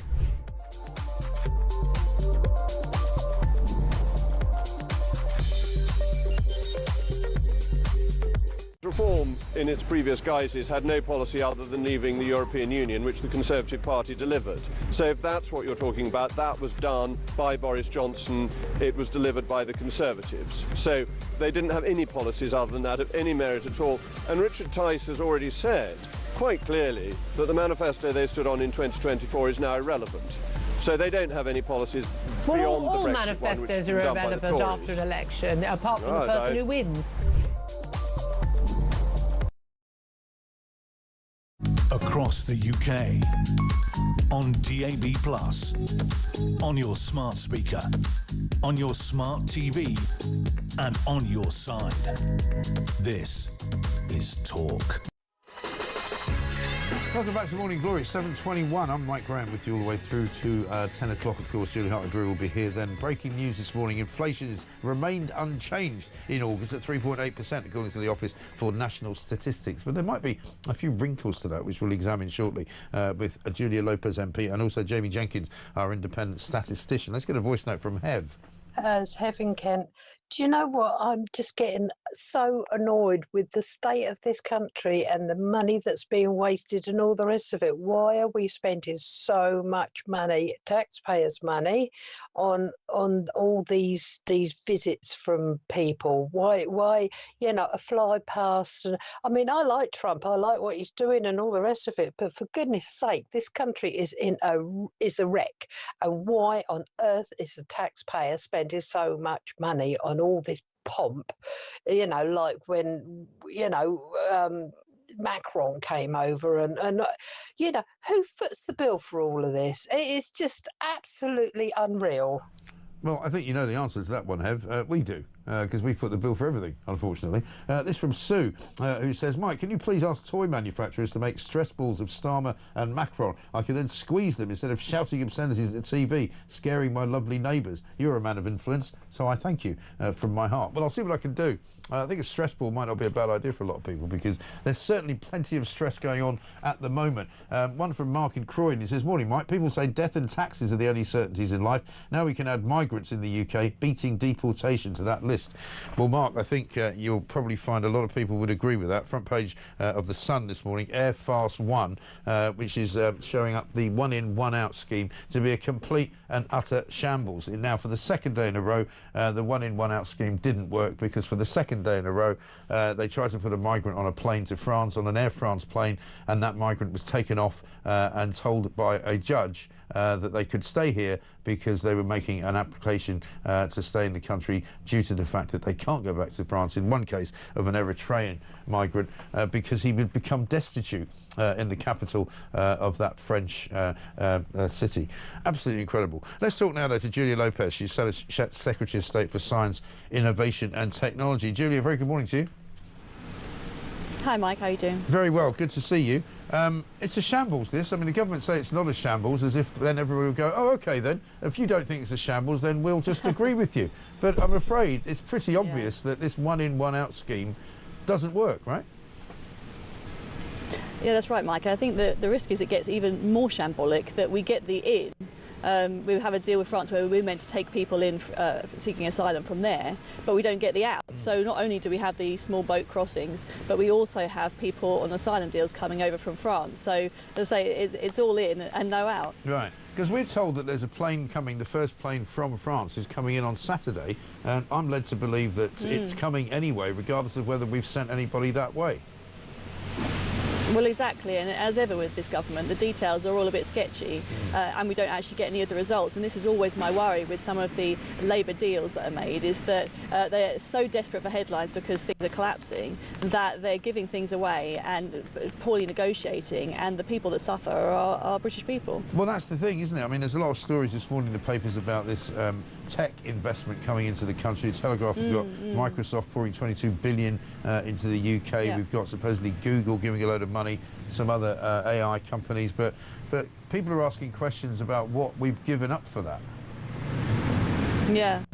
The challenge I have as the Shadow Secretary of State is that I don't know what we've given up for it. We get the fuller details on Thursday, although I suspect there's more behind it. But at the moment we get the headline splash with none of the details. So, I mean, look, I welcome inward investment. It's important, and it's also important that we work very closely with the US on tech cooperation. So I hope that translates into real opportunities, real jobs for British people and investment in communities. But I want to understand what the government has given away to get this deal, whether it is going to translate into those kinds of results for British people. My worry, as I've sort of alluded already, is that there is a desperation on behalf of this government to get deals over the line, and that Trump will have sensed that. He's a good negotiator, we all know that, and he will be extracting maximum value for Americans, which is his job. I just hope that Keir Starmer has done the same. Right, because one of the things that we're told that this will include is a lot of AI capability, a lot of data centres and that kind of thing. But what we know about data centres is that they drain an awful lot of electricity out of the system, out of the national grid, and I'm not sure that at present our national grid is robust enough to handle all that, is it? Well, no, I'm worried about that too. I mean, I was speaking to an AI company a couple of weeks ago, and they said, well, the one thing that Starmer could do in a reshuffle is to get rid of Ed Miliband, because the energy costs in the UK are just so prohibitive. Yeah. So I want to understand exactly what's gone on with these deals, because those energy problems haven't gone away. Now, it may be that they're trying to deal with some of those via the small nuclear reactors, but again, it's not clear to me, I mean, that's a sort of longer term thing, how these deals are going to work in the short term when there is an issue with grid capacity and also the cost of energy. Right. And you say, you know, he should get rid of Ed Miliband in a reshuffle. That's what he tried to do in the last reshuffle, and Ed Miliband refused to go. He didn't want to go to housing, so he said, I'll just stay where I am, thanks. You know, so it tells you how weak Keir Starmer is, right?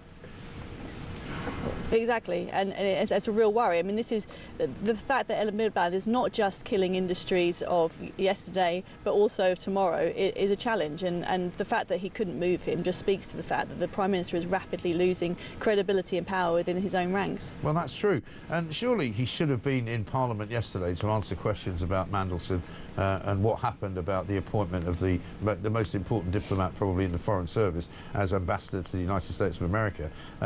My understanding is that he said, I can't come because I'm preparing for Donald Trump's visit. But what the real reason was, probably, and I don't know whether you agree, is that he didn't want to be put on the spot because he probably knows more than he's letting on at the moment. Well, I think that's right, and I did see him on Monday evening. He could have taken the time to make a statement in Parliament if he had so been interested. He knows he's created a disaster with his inability to handle questions after his disastrous Prime Minister's questions last week, and the result of that is that this is a shadow that is hanging over the entire state visit, meant to be a very positive thing between our countries, and now you've got Jeffrey Epstein being projected onto the side of Windsor Castle. Yeah, I mean, it's really embarrassing. It's terribly embarrassing, and I mean, it's really embarrassing that he's still our Prime Minister, and hopefully somebody's going to get rid of him soon. Thank you very much indeed. Julia Lopez, good to talk to you, MP and Shadow Secretary of State for Science, Innovation and Technology. Let's get Jamie Jenkins on, but before that, this from Mick in Wallington. The solution to kicking out migrants is to first kick out the biased lawyers, judges and ECHR in short order. That would be in inverted commas, of course.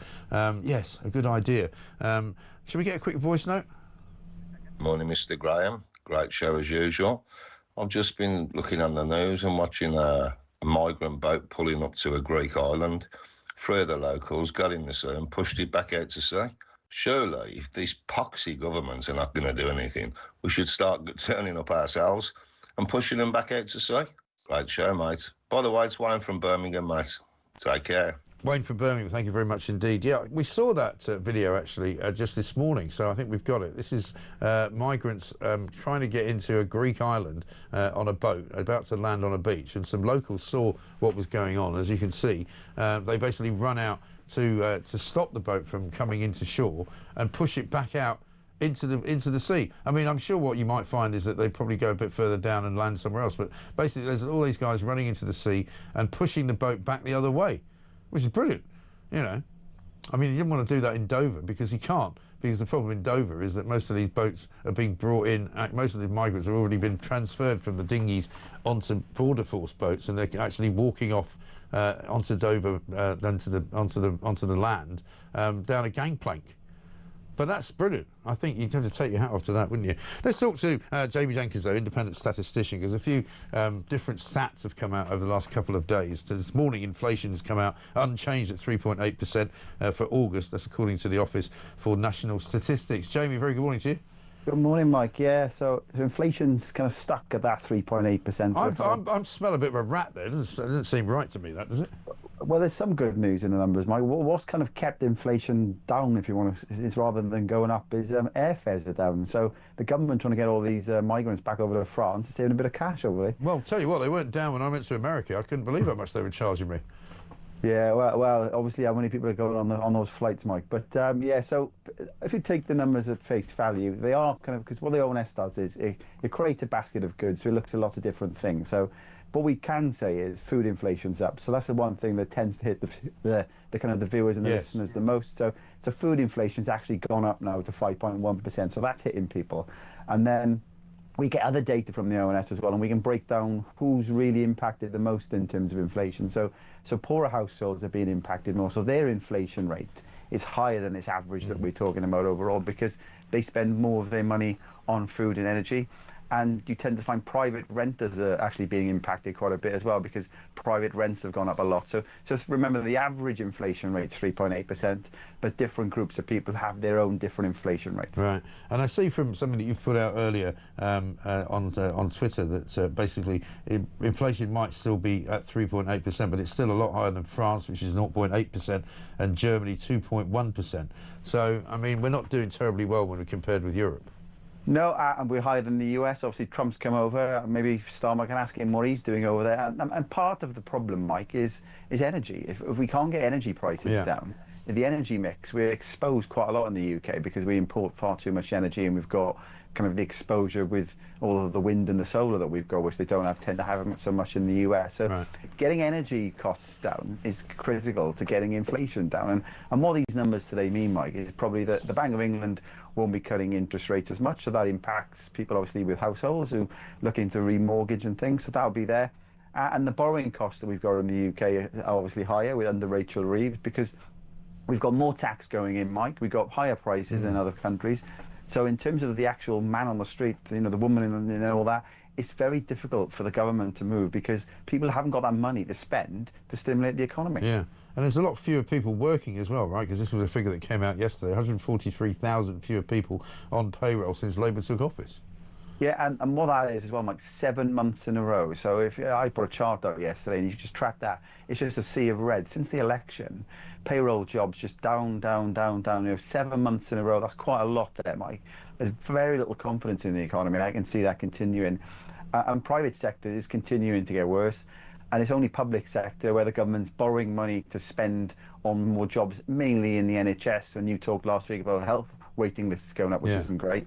If it weren't for the NHS and putting money in there, even that would be looking even worse. Yeah, it isn't good, is it? So, I mean, in terms of what the OBR have said this morning as well, which is more bad news, which is not a statistic as such, but they're saying their productivity forecast for the autumn, when it comes out soon, is likely to be downgraded because they're not sure that there's any productivity going on at all.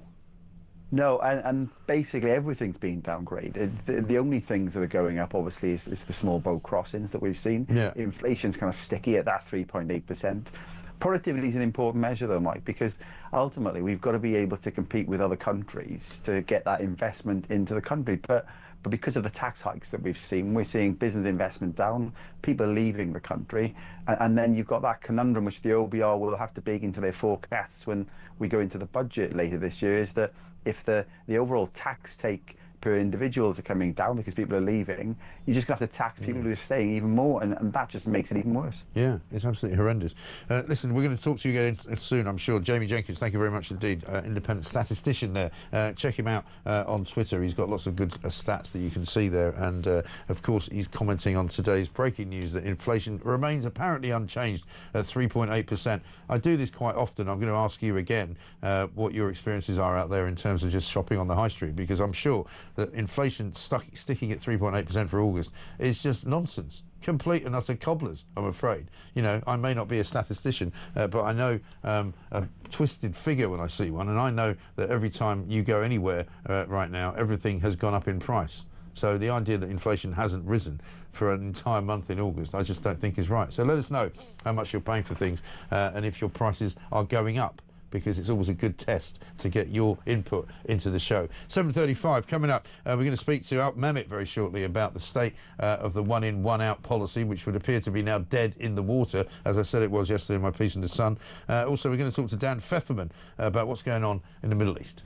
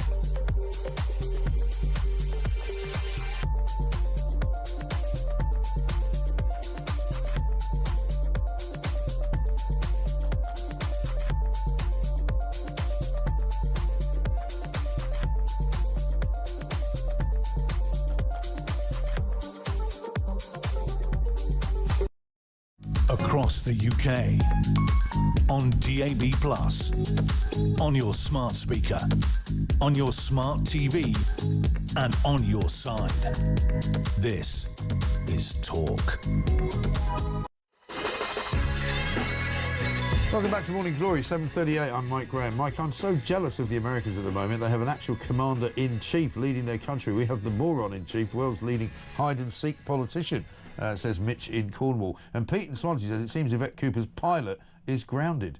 Yeah, it doesn't seem as though the pilot's really going anywhere at all, I'm afraid. I don't know if they're going to bother trying to get another Air France plane out today with migrants on it. I would imagine the best thing they can do is just cancel it and stop buying tickets, because they're not going to be able to go anywhere anyway.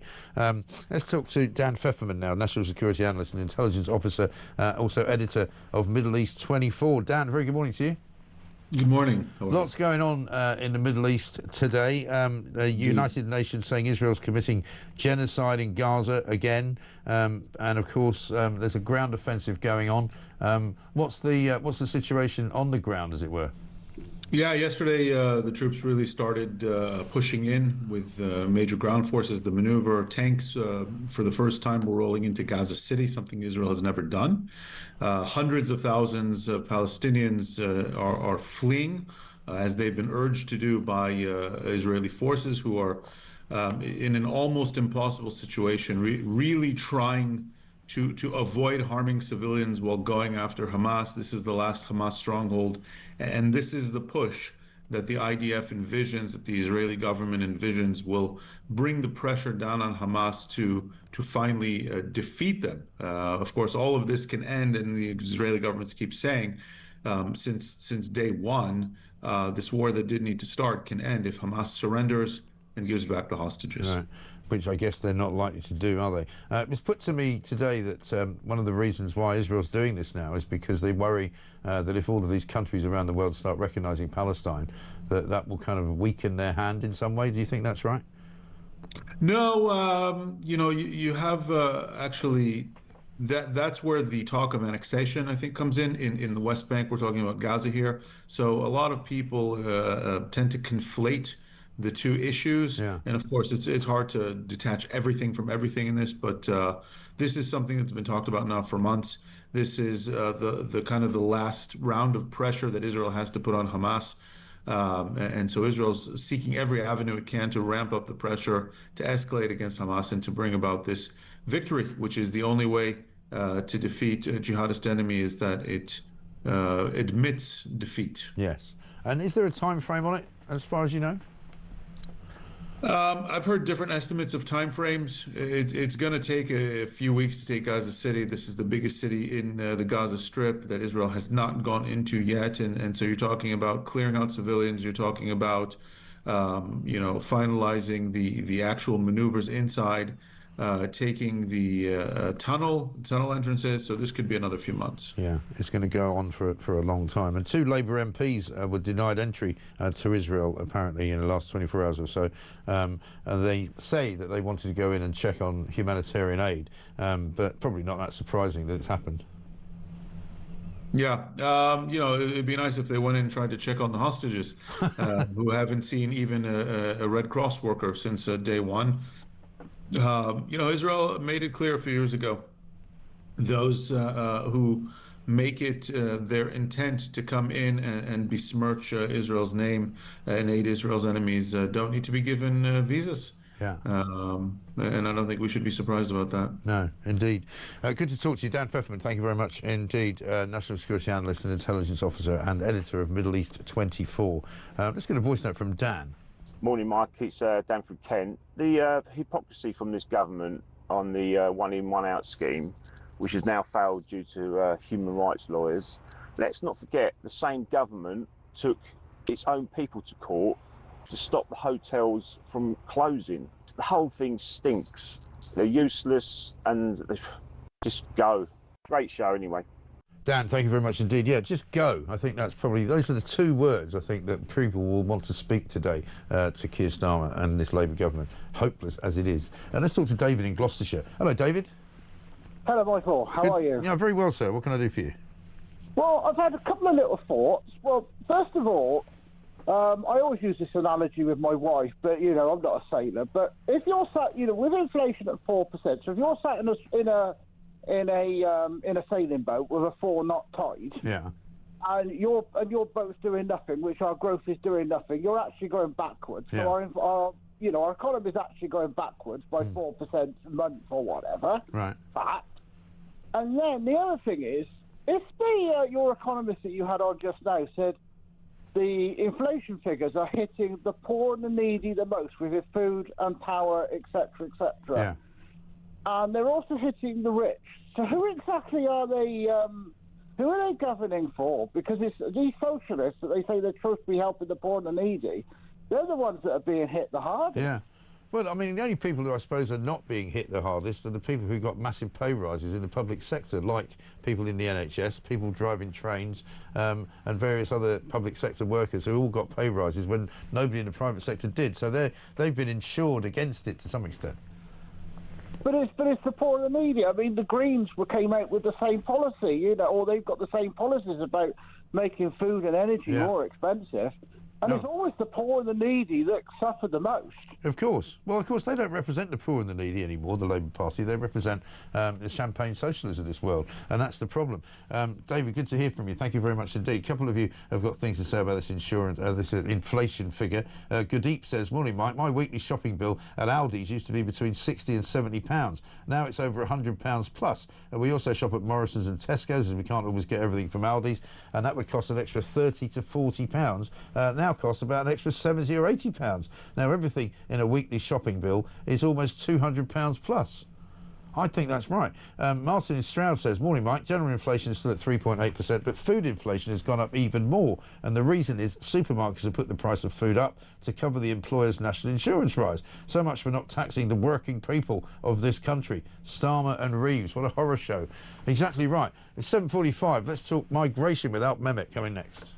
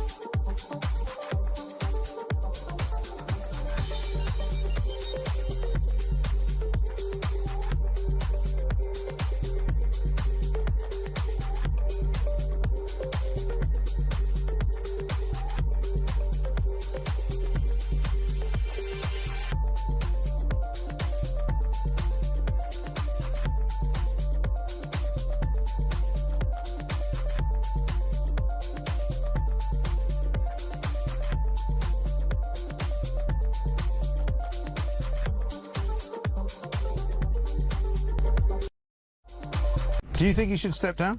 I think there's a very strong argument for him doing that. I think we need to, though, really get to the bottom of what exactly has happened, and that's why this debate today is so important. And if in the event of looking at that information, or a select committee looking at that information, it's concluded that there was any misleading of the House or anything of that nature, then certainly.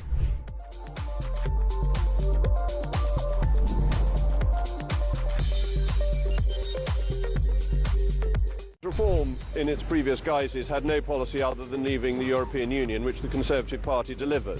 So if that's what you're talking about, that was done by Boris Johnson. It was delivered by the... Across the UK, on DAB+, on your smart speaker, on your smart TV, and on your side. This is Talk. Welcome back to Morning Glory, 7:48. I'm Mike Graham, and this, of course, is the home of common sense. It's the one place to get the truth, the whole truth, and nothing but the truth. We're going to speak right now to Alp Mehmet, Chairman of Migration Watch. Just before we do that, though, have a look at this. Here's Shabana Mahmood. Now, given what's happened this week, given the fact that basically the one-in, one-out scheme has turned out to be a complete and utter disaster, you would think she might keep her trap shut, that she might actually, you know, stay down for a little while until she's fixed the problem. But this was her yesterday in Parliament. Have a look.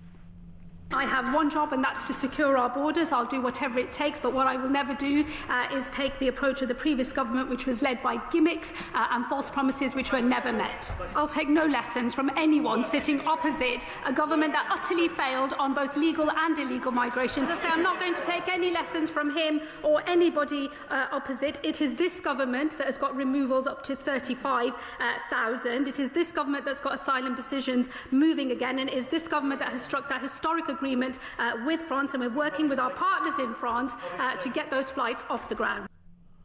She actually said that yesterday, right? She's working with our partners in France to get those flights off the ground. So far, the first 2 days of the scheme, nobody has gone on a plane as a migrant back to France. Not one person, right? So she's not doing anything other than gimmicks and failure. Same thing. So nothing to boast about, I would have thought. Let's get Alp Mehmet's view. Alp, very good morning to you. Good morning, Mike. I think these people live in some kind of parallel universe, Alp. You know, I know that you were pointing out just the other day, you and I spoke around about August the 5th or the 6th on this very channel, on this very show, and we kind of said, basically, we agreed this scheme is never going to work. You know, I wrote a piece about it in The Sun yesterday. I wrote a piece about it back in August as well. And so it's proved. It doesn't work. I can't imagine why they would even bother anymore. Well, it was the Home Secretary said gimmicks and cynicism. Yeah. If this isn't gimmicks and cynicism, I don't know what is. A totally pointless scheme that won't reduce numbers anyway, even if they do get off the ground. And I dare say the odd one will go back. It won't deter anyone. And on top of that, we're paying £100 million for it. Yeah. It's an absolute disgrace. It really is. And, you know, again, if they'd listened to people like yourself, who's an expert in these matters, and me, I might just be a gob on a stick on these matters, but I know a little bit about it. I mean, and anyone sensible who would have told them, you're wasting your money. You know, why are you giving France all this money? And the worst thing is, as far as I understand it, there's a plane coming out of Paris on Saturday with migrants on it who have been pre-approved to come to this country. So we're actually importing now more people by more different methods than we were before. Yeah, we are indeed. And there's a lot more where that came from. You know, there are 200 million people displaced around the world for one reason or another. The framework of law that we've got in place now, and indeed the sort of government that we've got in place now, makes it more than likely that a sizable number of that 200 million will end up claiming asylum in this country. We'll end up granting it to them probably as well, won't we? Because you know what's going to happen. Absolutely. We're going to end up with some kind of amnesty, aren't we? Yeah, I'm afraid there's probably one going on as we speak, actually. This business of speeding up the rate at which we're clearing asylum applications. I don't know exactly what is going on, but I'd be surprised if instructions haven't gone out to say, look, these people are going to get it in the end, so grant it. Don't bother too much about denying them, because it will all just take so much longer. Yeah. And that is unfortunately the place that we're in. Have a look at this other clip of Shabana Mahmood talking about securing our borders. It is in our collective national interest that we secure our borders. It is important not just to prevent criminality, but also to hold our own country together. And that's why I've always said I will do whatever it takes. Well, she keeps saying she's going to do whatever it takes, but, you know, she hasn't got any ideas other than the one-in, one-out scheme, has she? I don't think, well, if that is a scheme, it's certainly one that's going to not going to deter anyone. No, there isn't anyone. And until they start thinking about the ECHR, we keep saying it, but ultimately, as this latest development has shown, unless the reason and the channels for appeal are withdrawn, are removed, then I'm afraid people will continue to use them. It's as straightforward as that. Right. And she, as a lawyer, for goodness sake, knows this. I don't think that really this government will get on top of it at all. We are looking at 50,000 a year or more for the next 4 years. Yeah. That's 200,000 more people coming in, really, that we've got to house, that we've got to feed, that we've got to provide for. The British taxpayer is really being dropped on from a veritable height. Yeah. Well, because the one story that we know about, and we're not allowed to apparently know the guy's name, but there's some migrant from Eritrea who was prevented from being put on one of these flights yesterday by a High Court judge who accepted his application to remain in this country on the grounds that if he went back to France, he might be destitute. Well, how is that our problem? Sorry. Yeah, well, the Human Rights Act says that we can't make anyone destitute, or if they're destitute, then we've got to provide a home for them, and that is what he's going to be denied the opportunity, as the judge, as I understand it, said, right, that he is potentially going to be denied the opportunity of having a home, which he would have if he remained in this country. Yeah. It's absolutely incredible. And yet another story this morning of a migrant jailed for raping a woman in Hyde Park. And guess where he was living? In a hotel in Ealing, having come here illegally in 2023. Yeah, no, absolutely. Mike, what we've got to do is not simply stop people and then send them back. If only that would happen, but it won't anyway. Yeah. We've got to detain them and then not allow them to wander around freely. Yeah. This is the problem at the moment, that we're not only housing them and distributing them around the land to live in comfort, but we're also giving them £50 a week, as I keep saying, and allowing them to wander about and do whatever they want. Yeah. That's just madness. And the British people are fed up with it. That's what I'm sure in a lot of people's minds in the demonstration last Saturday. Yeah. This is what is getting up people's noses. This is what is making them angry and passionate, really, that their government is taking no notice at all and using their money, wasting their money on these ridiculous schemes. Well, because it's unfair. And I mean, one of the things that the British get very, very annoyed about is unfairness, whether it's unfair to somebody else or whether it's unfair to us, you know. And yesterday, Keir Starmer put this tweet out inexplicably last night after all the stuff that happened, after the fact that he could have been hauled before Parliament, but he chose not to go on the grounds that he was, you know, prepping for his visit with Donald Trump, you know, to answer questions about how he managed to appoint a bloke who was best friends with a paedophile and thought that was okay. Notwithstanding the fact that the second day of the one-in, one-out thing had completely collapsed. This is his tweet. This is what he thinks people want to hear. We are a fair, tolerant and decent country, but we are in the fight of our times. We must choose patriotic national renewal over decline and toxic division every time. Well, what's he talking about? He's generating toxic division by his ridiculous attitude and his sort of rhinoceros skin that seems to be impenetrable to anything that ordinary people think and want. he is someone who is an international lawyer. He is a human rights lawyer. And He's at the moment, well, I'm concerned. well, he's won that enough times He on has. Top Plank of the Week programme, and he's going to win it again. I think he might win it this week. Sure. Yeah, I think he might win it this week. I think we. Well, who am I to say how you should run your programme? But there should be a special slot that says, right, we take it for granted that this week the plank of the week is going to be our Prime Minister. Yeah. Who in addition to that should we have? That's the way it is. At the moment, I think his Home Secretary could be joined. Yes, I think that's absolutely right. Listen, great to see you, Alp. Thank you very much indeed. Alp Mehmet, Chairman of Migration Watch there, talking about the plank of the week, which of course will be out again on a Friday evening at 7 p.m. Let's get a voice note from Stuart. Joe from Hull. I'm just wondering, you know, these migrants that are obviously not getting on these planes, and obviously the government, well, the taxpayers are paying for these tickets. Can I have one? Because I wouldn't mind going to France and starting over, if I'm honest, because this country's knackered. Yeah, any chance of a free ticket to France? Because obviously nobody's picking up the seat that's been booked on behalf of a migrant, or indeed the person who's supposed to go with him.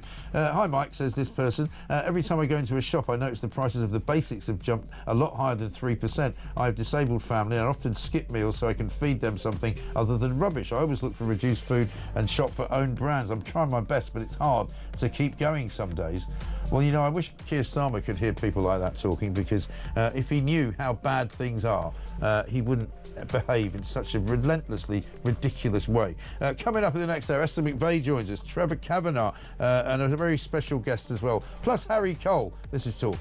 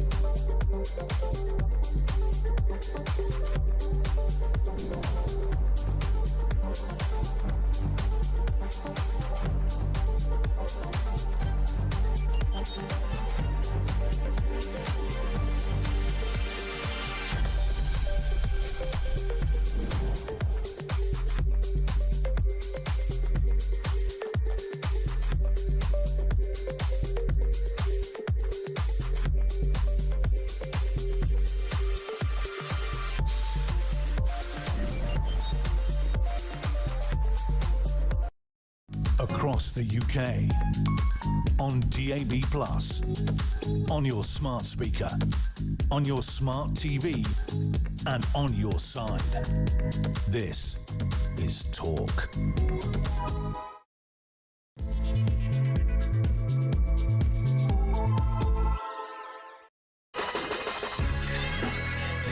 Welcome back to Morning Glory. It's coming up to 3 minutes past 8. I'm Mike Graham with you all the way through, of course, until 10 o'clock. I'm afraid we are still in a bit of a holding pattern. Keir Starmer's still Prime Minister.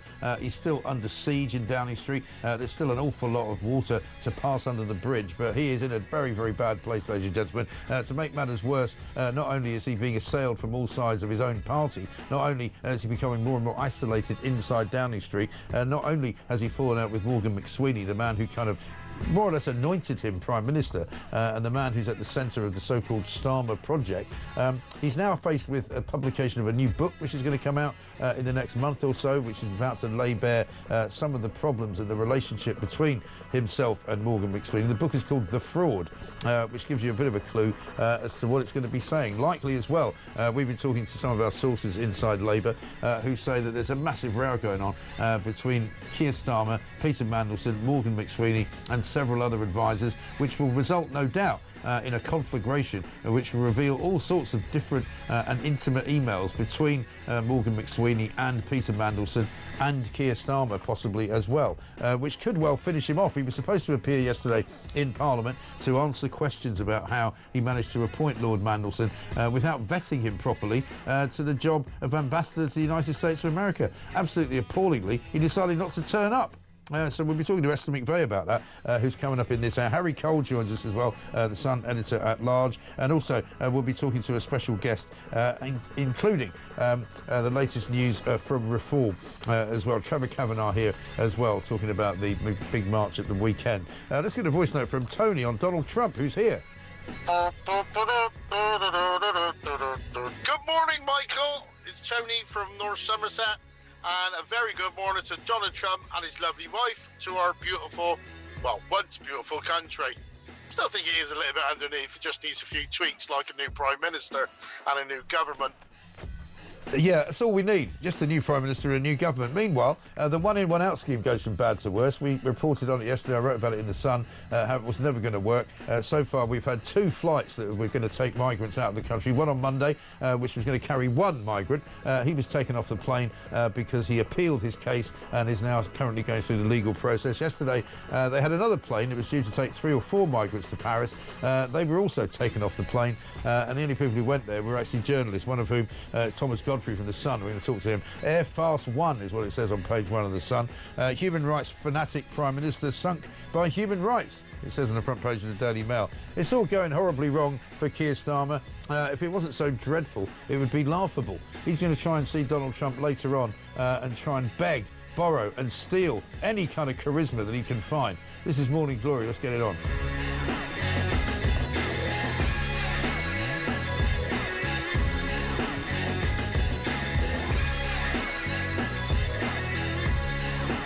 Also this morning we're talking about inflation, because inflation has come out, the figure has come out for August, and it's remaining apparently at 3.8%. I'm questioning that, and with your help I'm showing exactly how much things are going up. This from Sharon, who says, every time I go shopping I end up in a conversation with a stranger about how prices have gone up. A woman was moaning about a normal sized box of After Eights being £4 from £2. Chocolate 4-bar multi-packs have gone from £1.75 to £2.07.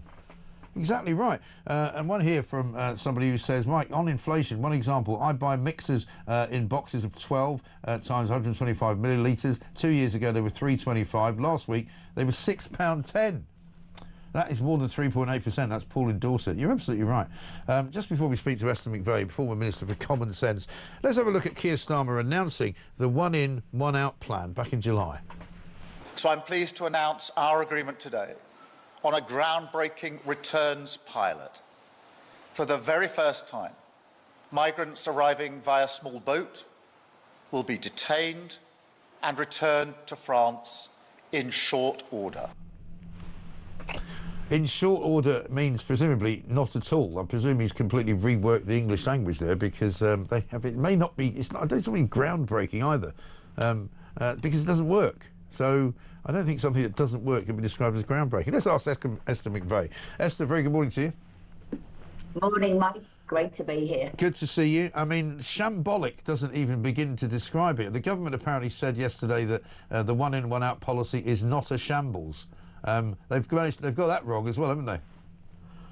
Well, I would like to stop calling it one in, one out. Again, another misselling to the British public about what this policy is about. It would have at least been better if they had have said one out, one in. Yeah. I mean, now we can't even get one out. But it was never the numbers were going down. We were replacing somebody with somebody else, as well as others coming into the country. Right. And this is really what has got this government tied in knots. Everything they say is a misrepresentation of the truth. Well, exactly. I mean, according to The Sun this morning, more than 9,900 dinghy migrants have come into the country since they announced the plan, which was when he announced it in July, and literally nobody's gone the other way. Well, absolutely.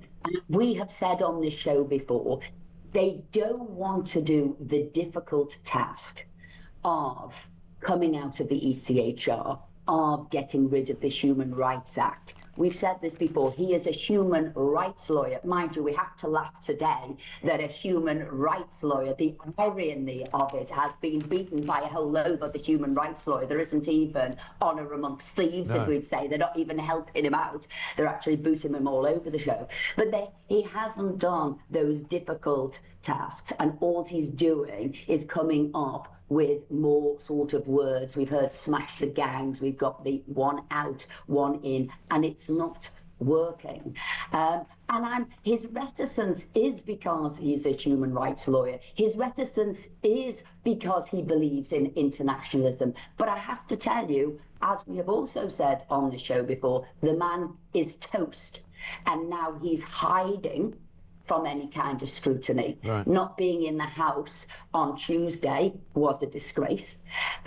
He's probably hoping that we'll go into the party conference recess. He will hide for a little bit longer and we'll all have forgotten. Though I also have to say on Monday, so he does know things are bad for him, the first time ever he was scooting around the tea room trying to shore up support because he knows people are talking and wanting him taken out of office. And what a blatant piece of sort of opportunism that is as well, because one of the things that he's been criticised for in the past is that he never does that. He never hangs around with the MPs. He never goes out to the Commons tea room. He never goes out onto the terrace. He never is seen anywhere because he's not interested. And now suddenly, because he's in trouble, he thinks people are going to think he's genuinely interested in what they've got to say. I mean, it's so ridiculously awful that you can't even imagine thinking of doing it, never mind doing it.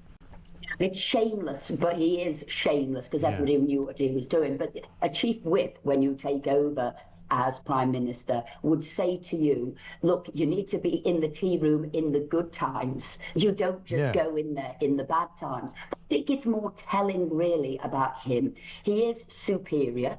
He thinks he's superior. He thinks he knows better. He doesn't really bother to meet and gather with the great unwashed. Yeah. So whether that's his MPs or whether that is the public, he sort of wants to stand aloof because he knows better.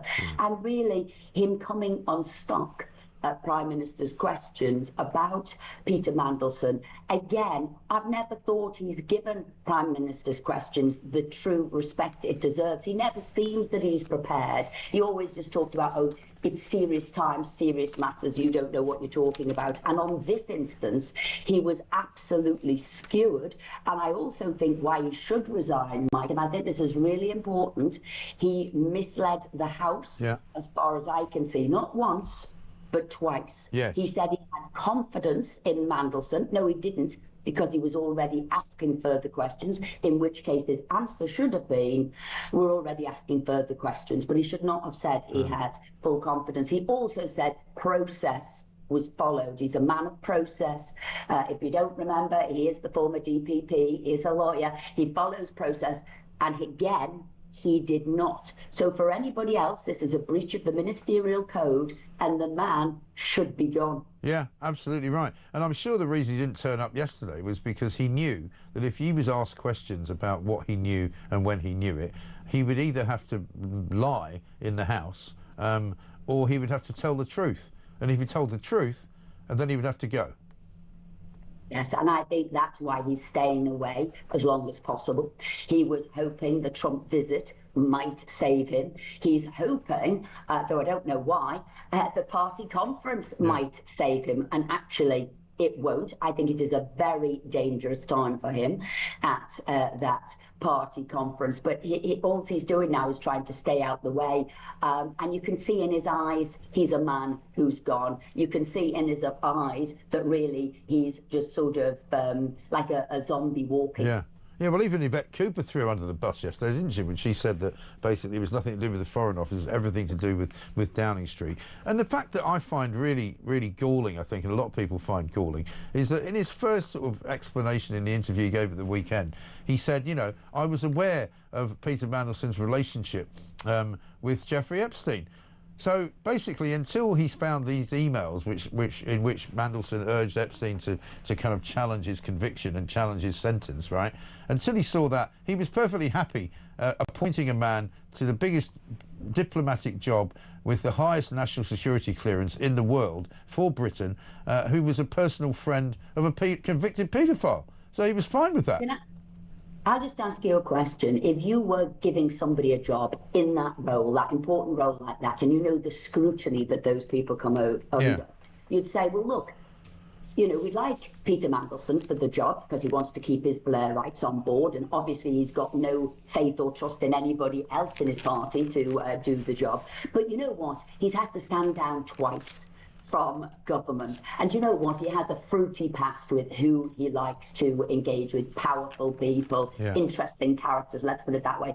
And we know he's friends with, and he remained friends with, a convicted paedophile. So wouldn't you say, let's not do an express check and a quick check, let's do a really deep, thorough check that we're not going to be embarrassed by anything else. You wouldn't have said, let's do a minimal check. And remember, somebody was already in this post, a lady who was doing very well, Karen Pierce. So it wasn't as if they needed somebody immediately. They could have taken the time doing this. No, this was about expediency. It's about friends. And I tell you more, I tell you something else, Mike, there's more to be asked. Why did he need to give him the job? What does Mandelson have on Starmer that he had to give him the job? What has he done for him in the past? And I'll tell you something else. If Mandelson thinks he's been chucked under the bus, i.e. he did come clean, he said, I've got this, and this issue, you don't think Mandelson is going to walk away quietly now, having been chucked under the bus? Oh, he'll be preparing his response to all of this. Yeah. Well, I was talking to a pretty... Yeah, I was talking to a pretty senior Labour source yesterday who told me that there's some emails between Peter Mandelson and Morgan McSweeney, which are likely to come out next, which might be even more damning for Keir Starmer. I just don't see how it can hang around. I don't think it'll be here much longer than conference season, the way it's going. Well, I agree with you, and I know we've agreed on this for some time, that he was finished, he was toast, right the way back to really the winter fuel allowance, then the budget, then the smash the gangs, and then the two-tier Keir, and then the Lucy Connolly, and then the price of energy bills. It goes on and on and on. He was gone. He was on the skids. We saw the reshuffle, and that to me was like, I'm being honest here, that was the worst days, really, of Boris Johnson, or when Theresa May was coming to an end. So I've been there when two prime ministers have sort of come to an end, and that had all the signs of it. You're now seeing what they're going to do, try and get 20% of Labour MPs to say we don't want him here anymore, to have a vote of the members. Now, that will be difficult because usually members vote the person back in, hence Corbyn survived, if you remember this. But I think now he's got so many of the members against him, there's so many Corbyn members left, I think he will be gone. People are saying the May elections, which will be a disaster for him,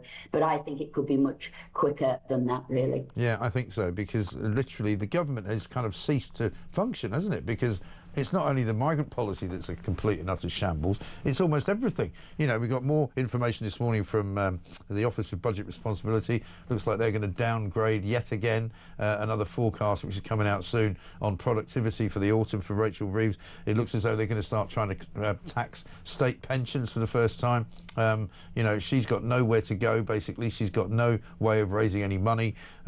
Meanwhile, they're trying to sell us this idea that we've done a great deal with America on, you know, data centres and billions of pounds of investment coming in from the US. But none of that is going to have any effect initially, and it's going to take years and years before we see any benefit. We said you can't do a deal from a desperate position. No. And this government now is in a desperate position. So you always want to say, well, what did you give to get that inward investment? Yeah. Whether we see that with China, we got, I'd say, buttons really from China. What was it, 600 million or something? Yeah, and right. yet they've got in central London, they will have their sort of embassy officers.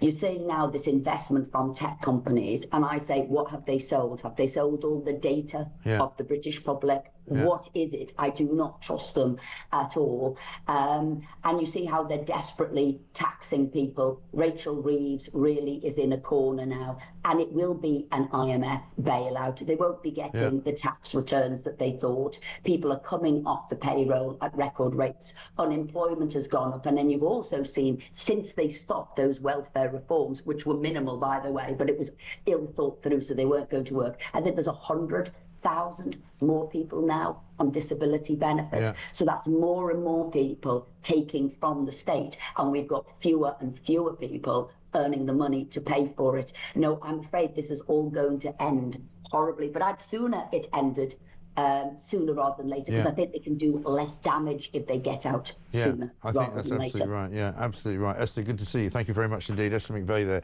the former Minister for Common Sense, talking complete common sense. Tom has got a voice note for us on inflation. Morning, everyone. Tom from Birmingham here. Cracking show. Love the common sense. There's not enough of it around. But what broke my heart last year, Christmas, all the prices of things, as you do, went to go get some chocolates in, I think it was Sainsbury's I went to. Charged £7 or £8 a tub. No chance. Taking the mickey. Cracking show, as I say. Keep it up. Tom, thanks very much indeed. Yeah, it's ridiculous. I mean, I'm getting loads of messages like that. This one from Sarah. A small trolley load of shopping that used to cost me about 80 quid is now costing me about 140 quid. I have to record all my purchases as I shop to make sure I don't overspend. Admittedly, there is wine in there, but otherwise, I'm not extravagant. Jeff in Dorset, one hotel near to me is charging £8.50 for beans on toast. What? Probably has cost them £1.50, a small tin of beans and 2 slices of bread. Incredible. And Rob in Oxford says, Mike, inflation cobblers. A bar of chocolate was £1.25, now it's £2.50, an increase of 108%. Supermarkets are having a laugh. It's absolutely right. Nobody agrees with the inflation figure. Everybody agrees with me. I don't believe the August inflation figure, says Brian. My experience is it's a lot higher. I think you're right. Coming up, Trevor Kavanagh is going to join us, former political editor at The Sun. He's got a big piece in the paper today about the march at the weekend, Unite the UK. We'll find out what he says about all of that coming next.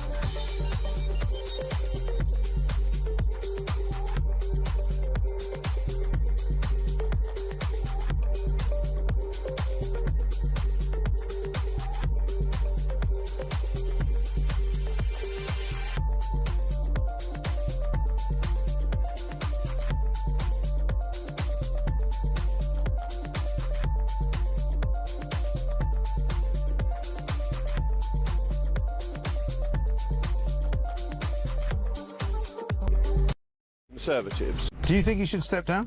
I think there's a very strong argument for him doing that. I think we need to, though, really get to the bottom of what exactly has happened, and that's why this debate today is so important. And if in the event of looking at that information, or a select committee looking at that information, it's concluded that there was any misleading of the House or anything of that nature, then certainly.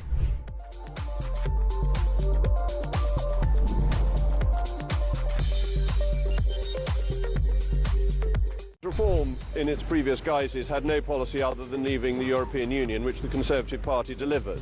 So if that's what you're talking about, that was done by Boris Johnson.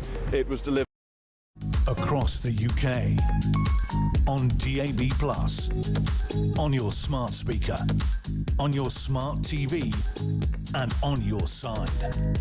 This is Talk. Welcome back to Morning Glory. It's 8:23. I'm Mike Graham. Coming up in this hour, we've got an awful lot of good stuff for you. Trevor Kavanagh is going to be joining us very shortly, former political editor at The Sun. He's got a big piece in the paper today about the big march at the weekend, and of course the fact that Keir Starmer and many Labour apparatchiks are sort of trying to make out that it was a hate march, that it was full of people from the far right, which clearly wasn't, and also the numbers of people there very much underestimated by the authorities, who said it was only about 110,000. We'll talk to Trevor in one moment. Harry Cole is here as well, editor-at-large for The Sun. He'll be telling us all about Donald Trump's trip. And then, of course, we'll go down there to Windsor to talk to Matt Wilkinson, royal editor at The Sun, who's going to be telling us what we can expect from Donald Trump's first day in Britain on his second state visit, unprecedented second state visit, with the dreaded Keir Starmer. Let's talk to Trevor Kavanagh right now. Trevor, very good morning to you. Good morning, Mike. Good to see you. I mean, this march was quite an extraordinary event, wasn't it? I mean, there were so many bits of it, I suppose, in a way, but you've made the point today that the Prime Minister has once again got this wrong, because he doesn't seem to recognise the voices of the silent majority. Yes, and I wasn't there, but I gather that they were a very peaceful cross-section of society who are alarmed by not just what's happened over the first 14 months of Starmer's government, but over the last 25 years. These were not far-right representatives of extremism or any other form of racism or fascism, as they were branded immediately by Starmer and co. This was a remarkable expression of pent-up anger over the way the country has been mismanaged, particularly over the last 15 years, but in fact since the Blair government was elected 25 years ago. Yeah, definitely. And I mean, you talk about how tin-eared Keir Starmer is, and he does appear to be that, doesn't he? He puts out these rather inane tweets every so often. Like he put one out yesterday talking about how, you know, we must not lose our country to the forces of division. Well, he's responsible for dividing the country more than anybody, isn't he? Well, I think the big problem with Keir Starmer is that he doesn't have a political bone in his body. Yeah. He seems to be utterly incompetent at the very basic processes of running anything, let alone an entire nation. He messes things up every single day, and sometimes more than once a day. The fact is, as I think more than one person has now suggested, he cannot survive till the next election as Prime Minister. However, he's already exceeded my predictions, which was even before the election, that he wouldn't last beyond this year's spring local elections. He survived that long, and he probably will survive, actually, until next year's disastrous repeat of those elections, simply because of the structure of the Labour Party and its absence of any real method of getting rid of a serving leader. But the problem is, though, for him, is that he is so two-tiered in his approach to everything, because as you point out in your piece, you know, he didn't say anything about all the arrests that took place at the Notting Hill Carnival, of which there was something like 550. But he makes a point of drawing attention to the 25 arrests that happened at this march in London at the weekend. I believe only about less than half of whom were eventually charged with anything. Yes, I think you were very kind there in describing him as two-tiered. I think two-faced hypocrite would be a much more appropriate expression. Yeah.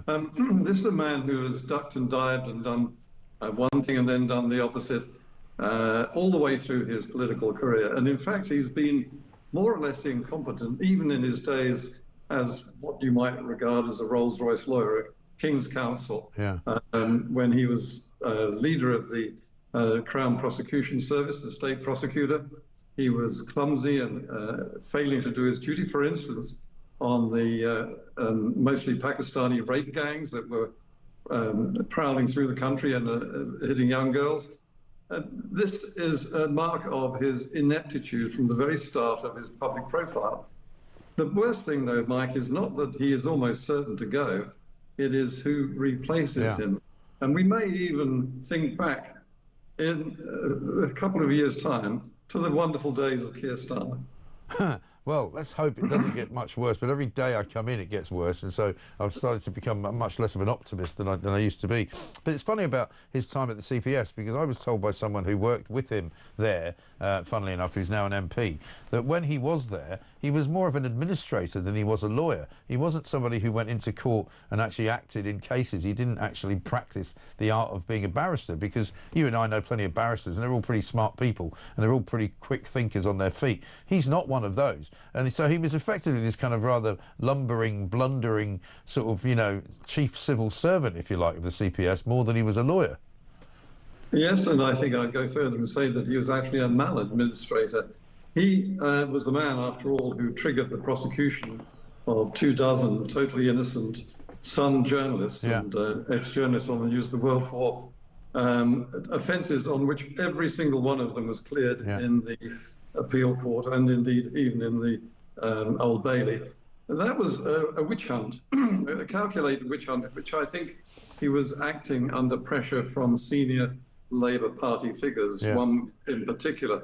This is the mark of the man. I think he does whatever he thinks he needs to do to get from here to there. That's perhaps an interval of 24 hours.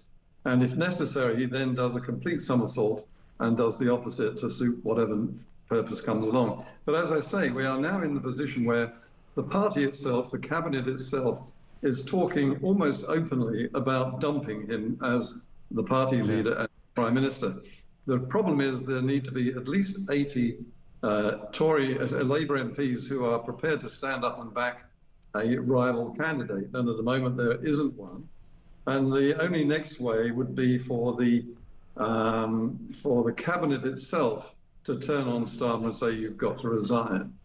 But you know the consequences of that. You have to look around at the likely runners and riders, and there aren't any good options there. No, there really aren't.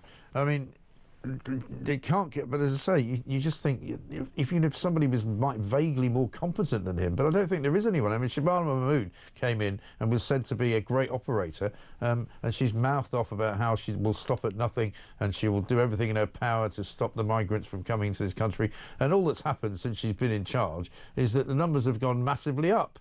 And on Saturday, we're going to get a flight full of migrants coming from France, flying into Heathrow, who have already been invited in. So actually the result is we've got even more coming than we had before she was our Home Secretary. Exactly. Now, you've got to remember, and I say this very sensitively, that Mahmoud is a Muslim, and she has a record of speaking vocally against the Israelis in Gaza and indeed for the pro-Palestinian movement. It is very difficult to imagine from that stance that she actively opposes the immigration of people from countries from a similar background, and I think that the whole policy has already fallen apart, which I think speaks volumes about her commitment. I think that what we need to do, Mike, is not consider who succeeds Keir Starmer, as inevitably someone will, but the fact that we need, if he goes, a general election, because that would be grounds, I think here the opposition, whether it's Labour or Reform, a right to be saying that if he is dumped, we need a general election. Yeah, and I think that's exactly what will happen, because that's what I've been predicting, really, for over a year now. Trevor, great to see you. Great piece in the paper, as ever. Trevor Kavanagh writing in the Sun, page 12 today. This was not a far-right protest, Prime Minister. It was mostly a furious silent majority, which has suddenly found its voice. Let's get a voice note from Judith.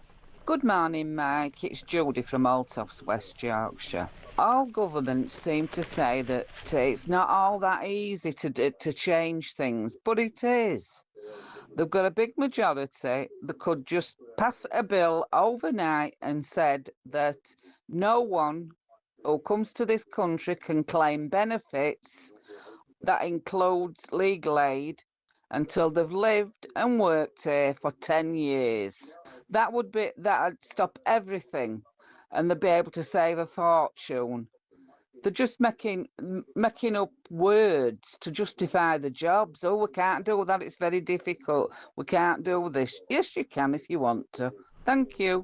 Judith, sensible as ever. Thank you very much indeed for that. A bit of breaking news for you. The convicted sex offender Christian Bruckner has been released from prison after a prosecutor failed to find enough evidence to charge him in the Madeleine McCann case. He walked free at the end of an unrelated sentence for rape, as it was predicted he would just a little bit earlier this week in the Sun newspaper. It's 8:33.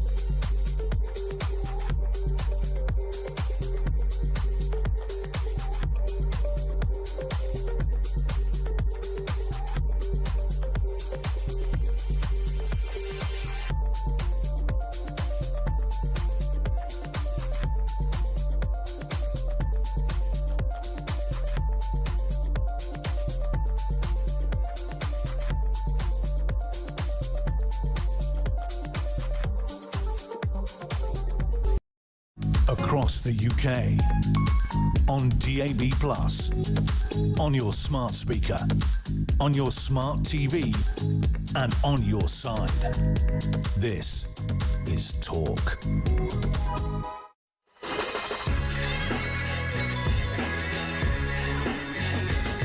Welcome back to Morning Glory. It's coming up to 8:36 and it is, of course, a Wednesday morning, 17th September, the first day of the Trump state visit. You got into Stansted Airport last night. We'll be going down live to Windsor a little bit later on in the show to check out what's going on down there. There's a state banquet tonight, of course. There's a lunch as well being laid on and it will be the King and the Prince and Princess of Wales and the Queen entertaining the President of the United States of America, Donald Trump, for the first part of today. Harry Cole's here, though, Editor-at-Large of The Sun. Of course, Harry, very good morning to you. Morning, Mike. Good to see you. A big day for the King, a big day for Donald Trump, but Starmer not really around until a bit later on. Well, yeah, this is very much the regal royals' day. This is Windsor Castle. This is the biggest ever guard of honour ever seen for a state visit. This is golden carriages, pomp and circumstance. This is the sort of love-bombing day of President Trump by the royals. Keir Starmer spoke to the president last night when he landed. He was staying in central London last night at the very plush US ambassador's residence in Regent's Park. They've had a quick chat, but this is really the royal day. Tomorrow is when The president goes to Chequers. We've got the press conference. The press will be able to get in to see the president, to ask questions, to perhaps divert things away from the script that the government we want to be rigidly sticking to. Absolutely. But Sadiq Khan's thrown a bit of a spanner in the works, hasn't he? He's in The Guardian today, having a go at Donald Trump again, saying that he's a real danger to the world. He's the person responsible for sort of stoking division with the far right and all the rest of it. It's not very helpful for the Prime Minister, that, is it? Yeah, I think you're right there with just the word spanner. Really, I think that's all encompassing. There's no love lost between Sadiq Khan and Donald Trump. When Donald Trump was here in Scotland in July, he went on a bit of a rant about how much he hates Sadiq Khan, what a terrible guy he is, how crime in London is terrible mayor. But there's a long running sore between these two. Yeah. They've clashed before. And yes, an unhelpful but entirely predictable diatribe from Sadiq Khan this morning in The Guardian. Not exactly reaching out from his comfort zone there, preaching to the choir. There's a couple of muted protesters. There's some, there's a few signs up. There was some clowns displayed some lights on the side of Windsor Castle last night. Very quickly got bundled in the back of a police van, but nowhere near the level of protests we saw on previous visits from Donald Trump. This is a guy who's won the election fair and square this time. There's no question of his legitimacy as president. And frankly, it's the usual cringeworthy suspects out. But I don't think anyone will be losing too much sleep over a dreary op-ed from Sadiq Khan quite. I mean, the big problem for Keir Starmer, of course, is Peter Mandelson still, because the spectre of Mandelson hangs over this meeting they're going to have in Chequers, doesn't it? I mean, obviously, they won't get into it at the state banquet, I dare say, but he's still not out of the woods on this, is he? No, not at all. I mean, weirdly, Keir Starmer's had such a terrible couple of weeks that actually the arrival of Donald Trump feels like a bit of a relief for him. It's going to take a bit of the pressure off. For months, everyone's been saying, "Oh, is this going to be a moment of maximum danger? Is this where it all goes wrong for Keir Starmer? Is he going to get this right?" But actually, the most unpredictable president in US history, jetting into London, actually makes the last couple of weeks look relatively easy. So, he's had a rough time. There's obviously, as you say, Epstein cloud hanging over this meeting.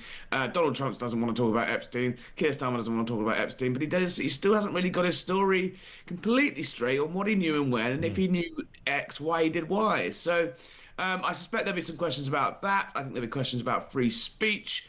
I think there'll be questions about, really what, what are we getting out of the trade relationship with the United States? There's tensions on tech. There's tensions on India.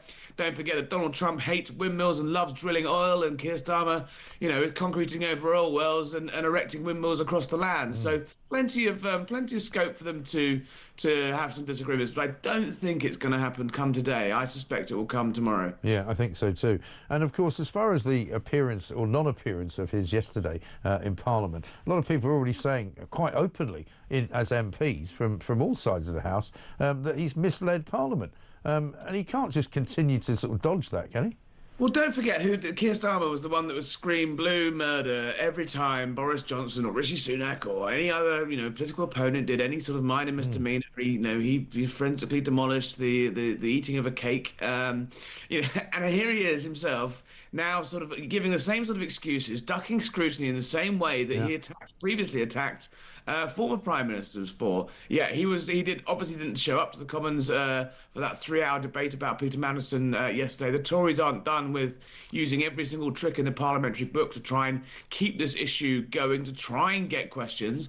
But what he did say is, what did emerge yesterday was really interesting, that Peter Mandelson wasn't vetted properly vetted on security until after the job was announced. Now, Keir Starmer told the Commons that all of the usual procedures were followed, he was vetted. There is a difference between the reality of what Keir Starmer said, inadvertently or otherwise, to the Commons. Now, Keir Starmer, whether he misspoke or whether he didn't have the full facts in front of him or whatever, fine, but he would have been the first person to be, ringing the bell of shame and having people in the stocks for exactly the same things that he's been doing. And even Yvette Cooper's come out and said, well, it's nothing to do with the Foreign Office. Everything was done funny that, isn't it? via the Downing Street and the Cabinet Office. And so, I mean, I'm told by somebody that I spoke to yesterday, quite high up in Labour, that there's lots of emails that haven't come out yet, many between Morgan McSweeney and Peter Mandelson, which might be coming out sometime soon.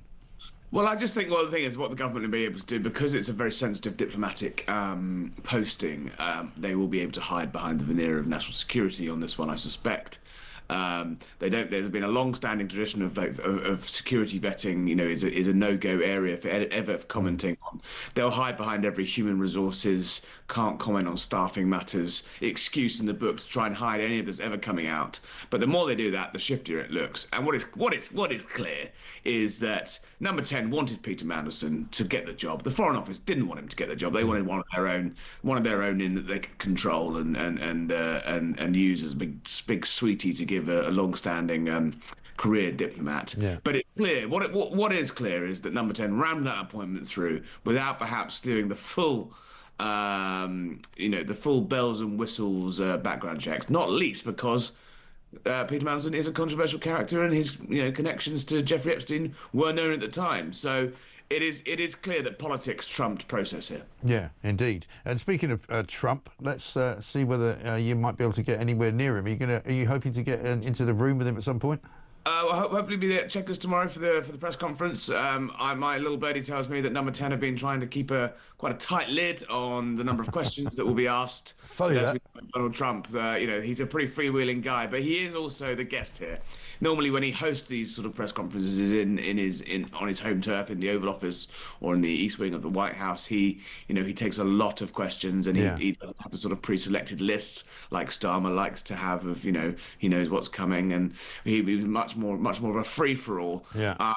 I suspect they're going to meet somewhere in the middle there. I suspect it'll be a fair few questions, but Number 10 definitely trying to keep a tight leash on this. They don't want questions about Epstein. They don't want questions about Lucy Connolly. They don't want questions about Graham Linehan being arrested for a tweet he sent in Arizona, hosted on an American website that the British government now thinks it has the purview over to police and regulate as some sort of global internet copper. I mean, good luck trying to shut Donald Trump up. I mean, he was up in Turnberry. He was just sort of freewheeling around, wasn't he? And Starmer was kind of sitting there at some points, just sort of bemused, looking like he could swallow. He wished the floor would swallow him up. That's a polite way of putting it. But again, there was a bit of a grey area there because who was hosting who there? Yeah.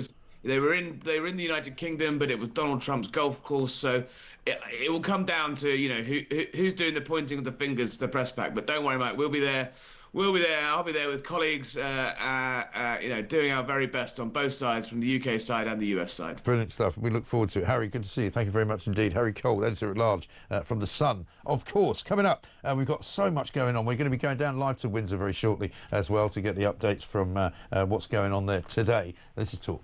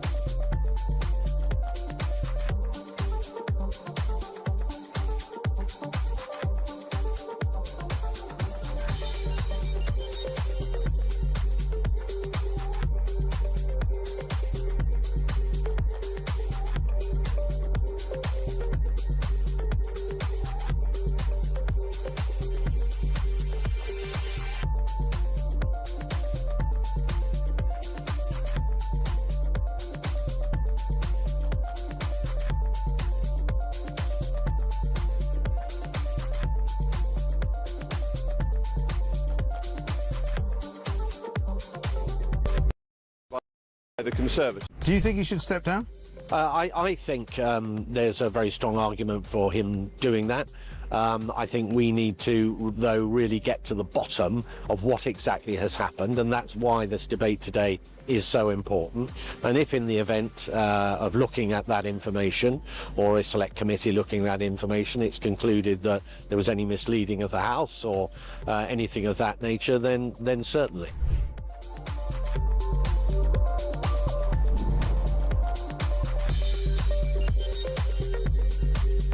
Reform in its previous guises had no policy other than leaving the European Union, which the Conservative Party delivered. So if that's what you're talking about, that was done by Boris Johnson. It was across the UK, on DAB+, on your smart speaker, on your smart TV, and on your side. This is Talk.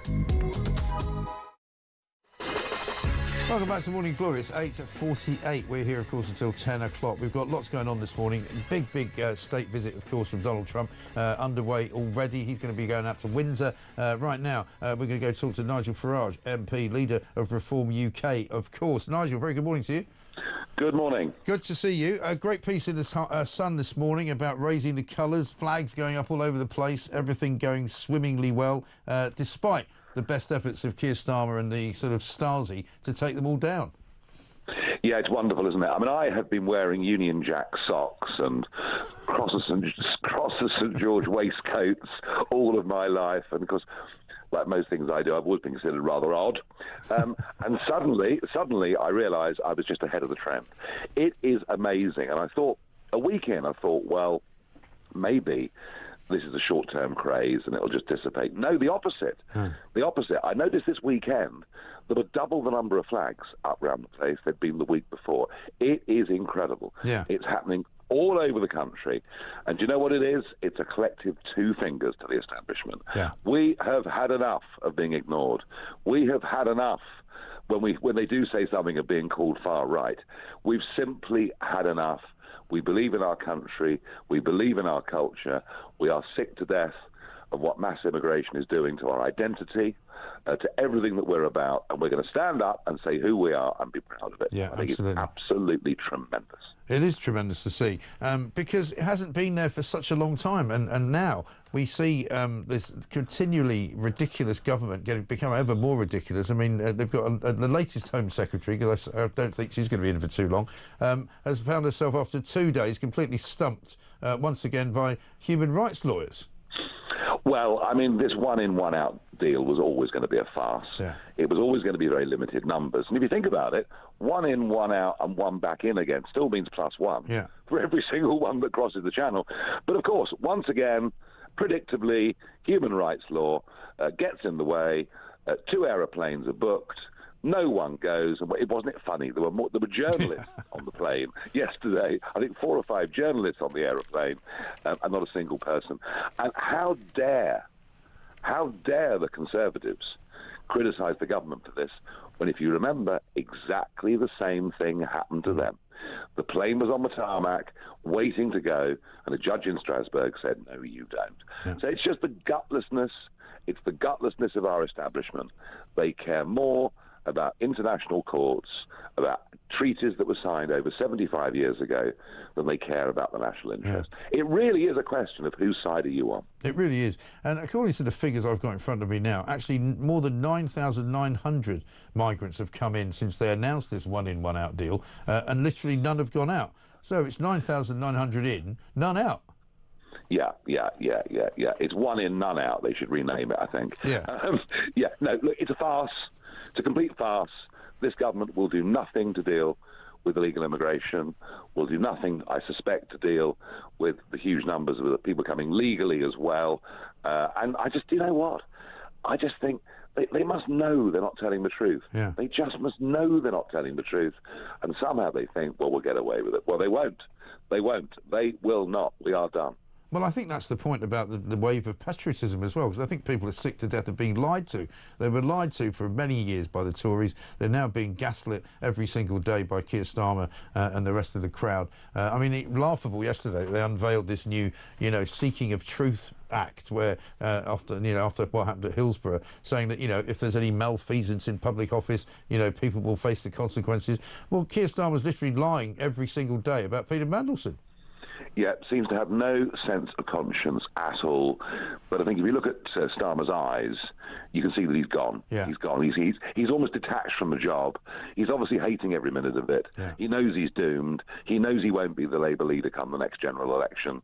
I've never in my life seen a government collapse as quickly as this. When do you think he's going to last till? Because some people think it won't even last until May. Well, next May is really interesting, and we've not been talking about next May enough. In America, we talk about the midterms, don't we? 2 years into a presidency, you get the midterms. It's nearly always a big test of the president and whether he can control Congress. Next May, we have the equivalent of our midterms. Think about it. Scotland's up for election. Wales is up for election. All 32 London boroughs are up for election. Thousands of council seats are up for election in the West Midlands, in Yorkshire, and we may even get the 9 county council elections that were postponed this year. There are also 10 mayoral contests. This is the most massive set of elections outside of a general election next May, and the pressure is on all the parties. Pressure on me to deliver, after our poll successes over the course of the last few months. Pressure on the Tories to see whether they can even exist in Scotland and Wales after these elections. And the pressure on Labour, if Corbyn gets himself even half organised, which is doubtful, but we'll see, this could be the most catastrophic set of results halfway through a government term the country's ever seen. So the pressure's really on, and I think it would be unlikely for Starmer to go before May. Unless Mandelson, delivers him an exocet of some kind. Yeah. But I think after May, it's going to be very, very tough for both Kemi Badenoch and for Keir Starmer. Yeah, indeed. Donald Trump's in town. Are you going to see him at some point? No, sadly not. I saw him a couple of weeks ago when I was in D.C., but I've not been invited to the dinner tonight. They thought it was more suitable to invite Ed Davey. Don't ask me why. Yeah, and he's not going apparently now. He's saying he's going to boycott it. He's boycotted it. So no, I won't be seeing him. But I did last night speak to Marco Rubio, and I did last night speak to Scott Bessent, the Treasury Secretary. And these guys have got big plans. We're going to hear about big investments in Britain for Microsoft. We're going to hear about nuclear deals, all of which is good. But it does make me wonder, why are we ourselves not pushing our own nuclear industry? Yes. And also questions being asked about what exactly has Keir Starmer given away in order to get all this money from places like Microsoft and Google. Has he given away all our data so that suddenly we're going to find ourselves being sucked into some vortex over in America? Yeah, there are big questions around that. The other massive question is, how do you build a huge data centre given that these 21st century technologies use more energy than the old heavy manufacturing used to. Yeah. So I wonder whether Microsoft have considered what happens when the lights go out, when we get a windless day in a couple of years in February. So there are still some questions. I mean, look, Americans investing in Britain is a good thing for us. It makes sense for them from a strategic point of view. But you're quite right to say we've seen no details. No, indeed. And finally, Danny Kruger, generally thought to be a fantastic signing by you earlier this week. Have you got any more up your sleeve? Yeah, Danny's a thoroughly good bloke, and that has come as a real bombshell, I think, to the Conservative Party, and particularly when he said, that basically Nadine Dorries said the Conservative Party was dead. Yeah. Danny said pretty much the same thing.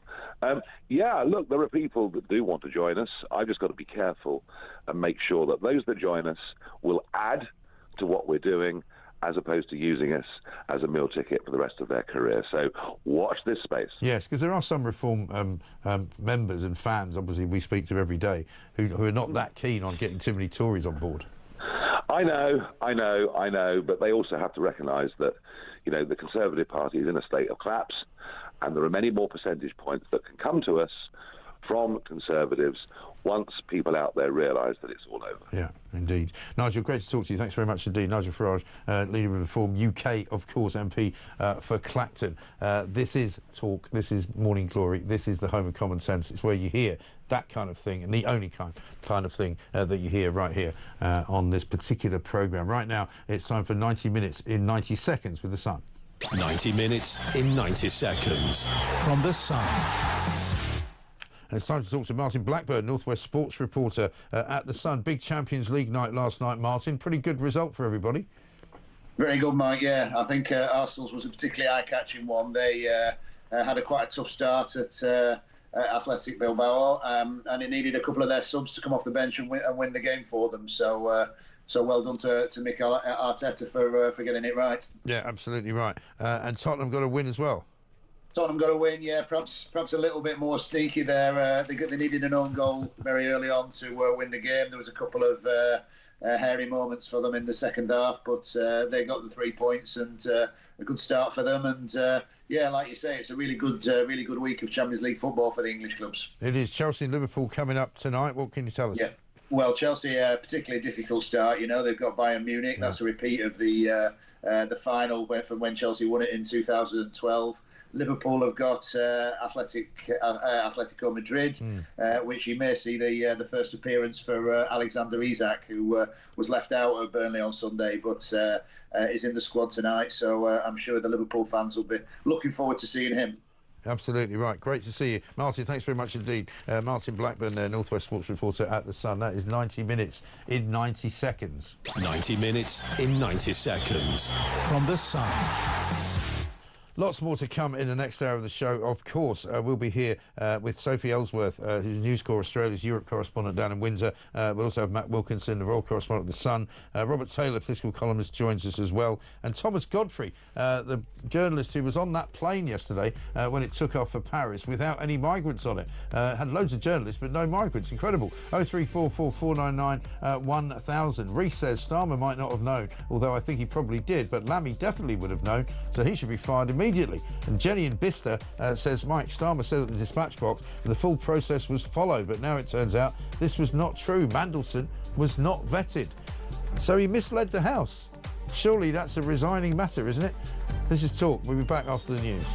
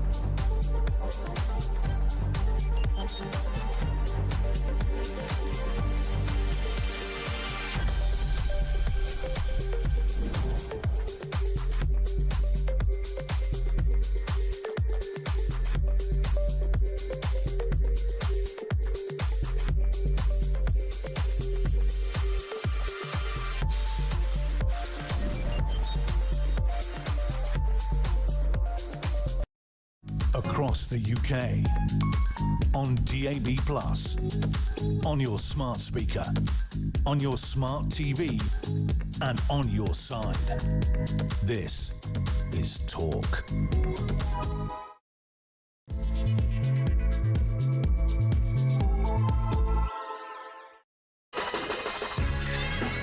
Welcome back to Morning Glory. I'm Mike Graham. This is, of course, the home of common sense. It's 3 minutes past 9. We are in the midst of a Donald Trump state visit, the second state visit that he's made. The first time that's ever happened to a president, a sitting president. Of course, it's also the first time that a president has managed to win 2 elections with one in between.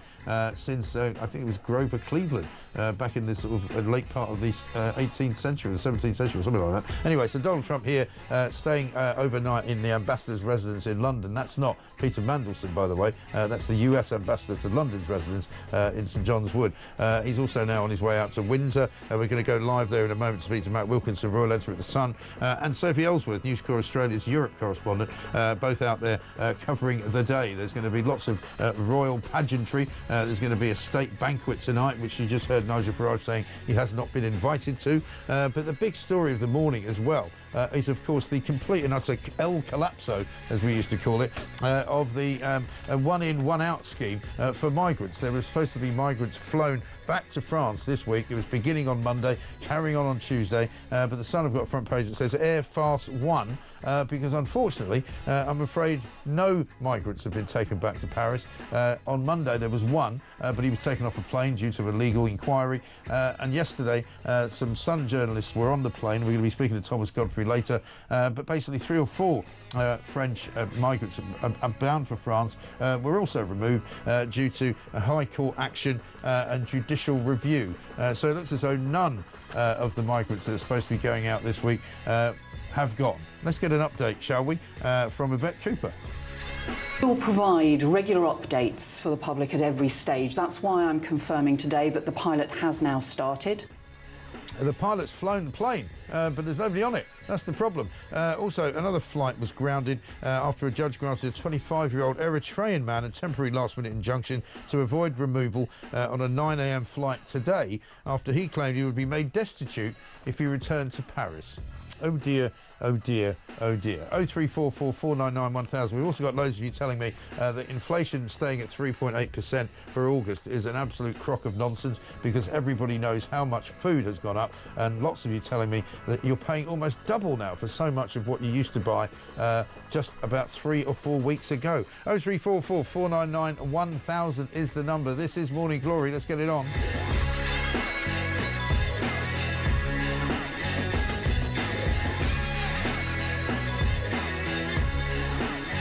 Keir Starmer, of course, still fighting off all comers, basically, because everybody in Downing Street is against him.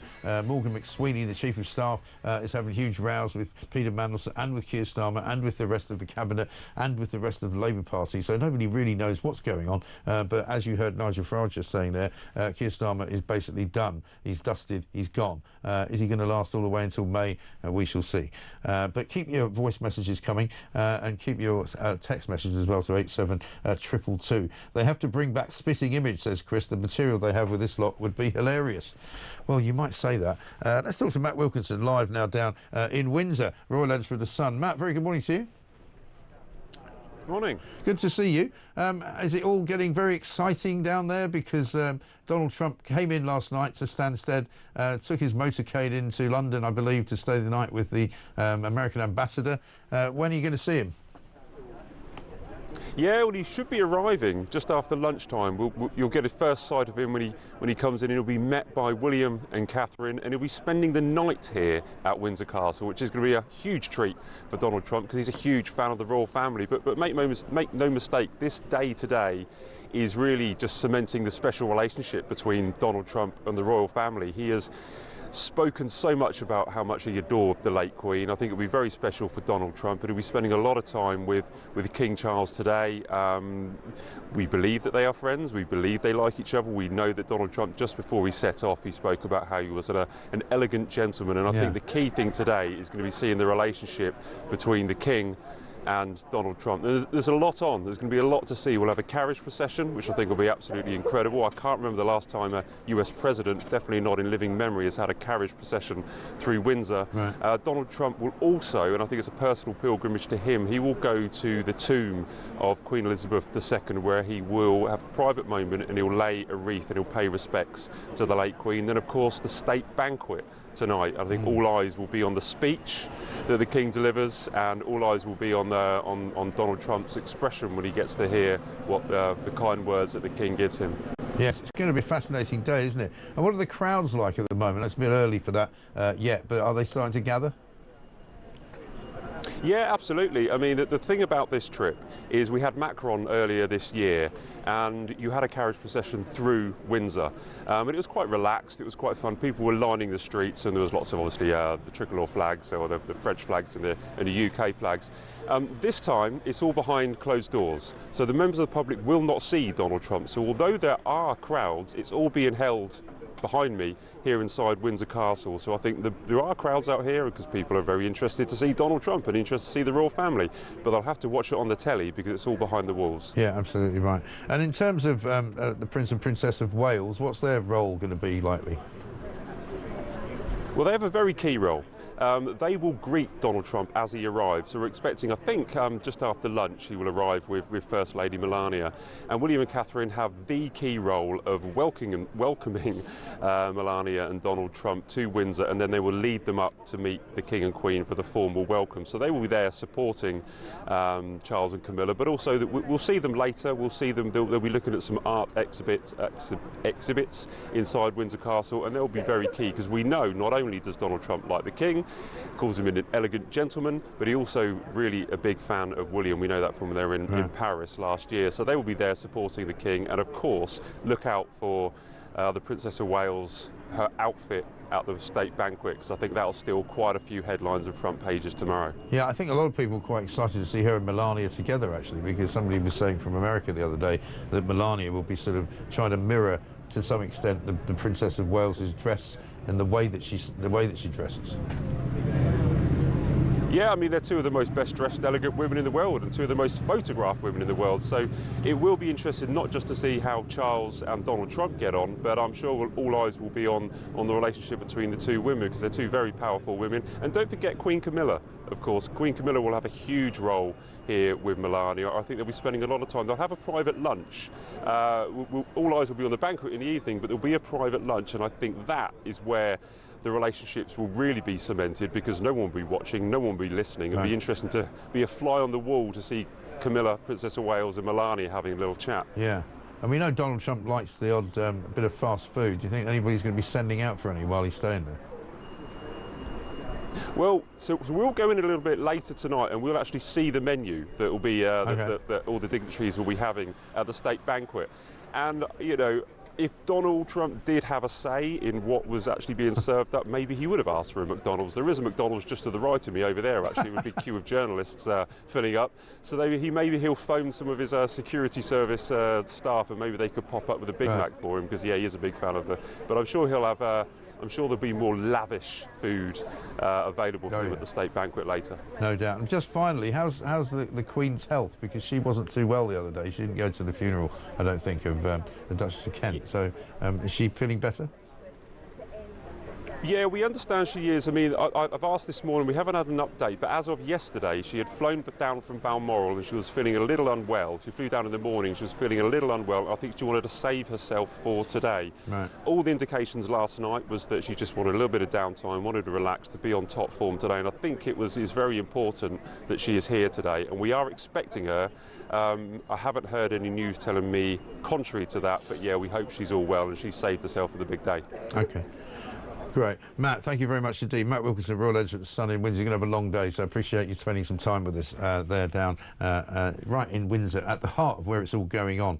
Let's get this from Stephen. He says, "Morning, Mike. Anyone who knows how the system works will tell you that when you become Prime Minister, you are briefed on everything and everyone. There is absolutely no way that Starmer wasn't briefed on Mandelson. The security services know everything about all ministers and MPs. It does seem inconceivable, doesn't it? Because at the end of the day, we've already seen from Yvette Cooper that it had nothing to do with the Foreign Office as far as the actual vetting process was concerned, but everything to do with the Cabinet Office and everything to do with the Office of the Prime Minister. So the idea that he would not have known, having admitted, by the way, in an interview that he was indeed aware of the relationship between Peter Mandelson and Jeffrey Epstein. So it's unbelievably unlikely that he wouldn't have known, isn't it?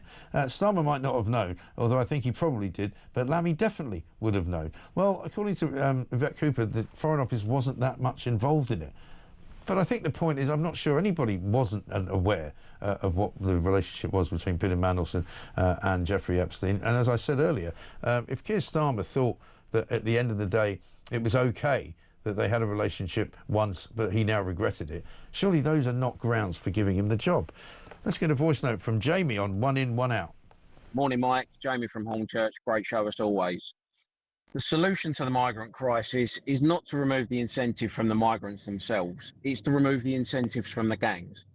I don't think there are any Eritreans that have £1,500 to £3,000 ready to spend on a migrant crossing, you know, on the small boats. They are blatantly paying it off by working here. They're paying their dues to the gangs who are bringing them over. If you put them in camps, it solves every problem on every angle. It stops them being in hotels at taxpayers' cost. It stops them being in communities, much to the disgust of working families. It stops them going out and working for Deliveroo. How do you think an Eritrean can land here on a Tuesday morning and be delivering food for Uber Eats by Wednesday afternoon? They're being set up by people, by these gangs.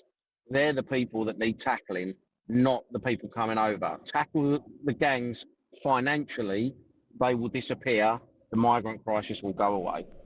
Jamie, I couldn't agree with you more. I've been saying this for years, literally, that this is not about people who have saved up 4,000 or 5,000 quid to give to some people smugglers. They are people who have been put on those boats by people smugglers who then rope them into some kind of criminal activity, whether it be drug dealing, whether it be working on the black market in some other way, shape or form, whether it be sex work. That's all going on. So they don't actually fork out the money in the first instance. What they do is they sign up to repay the money and they have to work for it. And that way there is a criminal enterprise which works for everybody involved. Absolutely shocking stuff. We'll come back to that, though, because we're going back down to Windsor now. Sophie Ellsworth is there for us, News Corps Australia's European correspondent. Sophie, very good morning to you. Morning, Mike. Good to see you. I just spoke to Matt Wilkinson down there, the Royal correspondent for The Sun. He's saying it's starting to get quite exciting. Trump's expected around about lunchtime, right? He is indeed, Mike. Look, there's a lot of crowds building around here outside Windsor Castle. The British flags, American flags are well and truly up. There's an awful lot of media here, as you would expect, but there are a few hours to go until the President and the First Lady arrive here in Windsor. But I will say, Mike, the British do these events very, very well. It's an exciting time to be here in Windsor. And as we know, it's the second unprecedented visit for the US President. So there's definitely a buzz in the air here in Windsor, and many people are awaiting the arrival of the US President, despite the fact, Mike, that he will not have any front facing to the public here. He will be kept close behind secure fencing and away from the eye of the public. Yeah, I mean, a lot of that will be driven by security concerns, right? Because not just about the kind of demonstrations that might happen, but obviously in the wake of what happened in America last week to Charlie Kirk, you know, everybody's thinking very much more about security. Well, absolutely, Mike. Security is high on the agenda here. There's a lot of police officers visibly walking around the streets here in Windsor.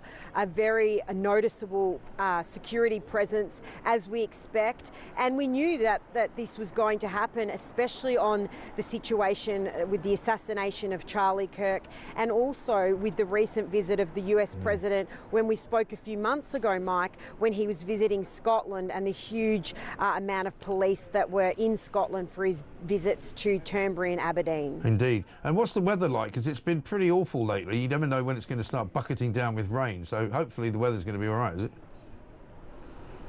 Well, it's overcast at the moment. A lot of people here, Mike, are complaining that it's cold, but I think Britain gets far colder than this. It's quite mild. It's a little bit of breeze in the air and a little bit of touch of rain. But look, it's pretty nice here at the moment. As long as the rain holds off, it's an exciting time. We know that the President loves the UK. He's very fond of King Charles. He spoke about him very fondly last night when he arrived and also before he left Washington. He loves the Royals, he loves Britain, he loves the UK, and I think he's thrilled to be here. Yeah, I think we can play that clip actually. Let's have a look at what Donald Trump said. This was just as he was about to board Air Force One. Well, my relationship is very good with the UK, and Charles, as you know, who's now king, is my friend. And it's the first time this has ever happened where somebody was honored twice, so it's a great honor. And this one's at Windsor. They've never used Windsor Castle for this before. They used Buckingham Palace. And I don't want to say one's better than the other, but they say Windsor Castle is the ultimate, right? So it's going to be nice. But basically up there also on trade, they want to see if they can refine the trade deal a little bit. We made a deal, and it's a great deal. And I'm into helping them. Our country is doing very well. We've never done this well. We're having trillions of dollars coming because of the tariffs. And they'd like to see if they could get a little bit better deal. So we'll talk to them. But primarily it's to be with Prince Charles and Camilla. They're friends of mine for a long time, long before he was king. And it's an honor to have him as king. And, I think he represents the country so well. I've watched. He's such an elegant gentleman, and he represents the country so well. I mean, for a guy of 79 years of age, he's pretty energetic, isn't he? I mean, he flies pretty much all day yesterday from Washington, D.C., arrives at Stansted around 10 o'clock at night. You know, he probably didn't get to bed till about midnight. He's probably up this morning having a sort of breakfast with the ambassador. He's going to have a long day. He's going to have the state dinner tonight. I mean, I don't know where he gets his energy from. Well, he certainly does have a lot of energy for a 79-year-old, but we know he's excited to be here. And as I said, Mike, he loves Britain, he loves the UK, he loves the royal family. He really wants to be here, be centre of attention. And we know that he was really looking forward to this trip on the back of his recent visit to Scotland. So he's very thrilled to be here meeting with the King and Queen and also with Sir Keir Starmer, which will be interesting too, Mike, when the two meet, because as we know, Sir Keir Starmer is in a bit of trouble at the moment. Well, he certainly is, and we can remind you as well of some of the things that Keir Starmer said before about Donald Trump. Of course, I wouldn't want Donald Trump round for dinner, but don't underestimate the danger to the world if Trump is re-elected this time around. I'm anti-Trump.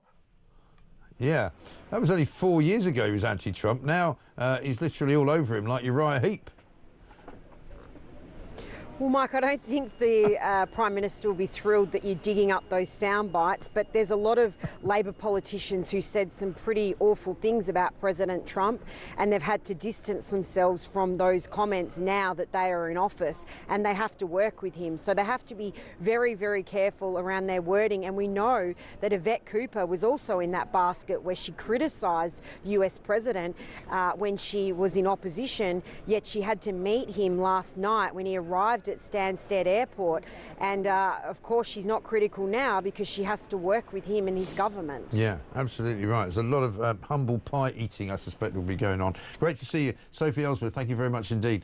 She's News Corps Australia's Europe correspondent, live there from Windsor, where it's all happening today, because Donald Trump is going to be there around about lunchtime for the beginning of all of the kind of royal doings that are going to go on all the way through the afternoon and all the way up to a state dinner tonight, which we'll find out more about as time goes on. How about this from Jay from Stockport on the shopping front? Mike, the price of shopping feels like you're doing a Christmas shop every week. It's true. And Michael says this: I work part-time for a supermarket, so I get discounts on my shopping. The reality is my weekly shopping has gone up from £98 a week to £148 in just 2 years with no discount. My online receipts don't lie, and I don't buy extravagantly. I know, absolutely incredible. Got a voice note from John here. He wants to talk about the story we did in the first hour of the show, which is a senior doctor who left a patient in the middle of an operation.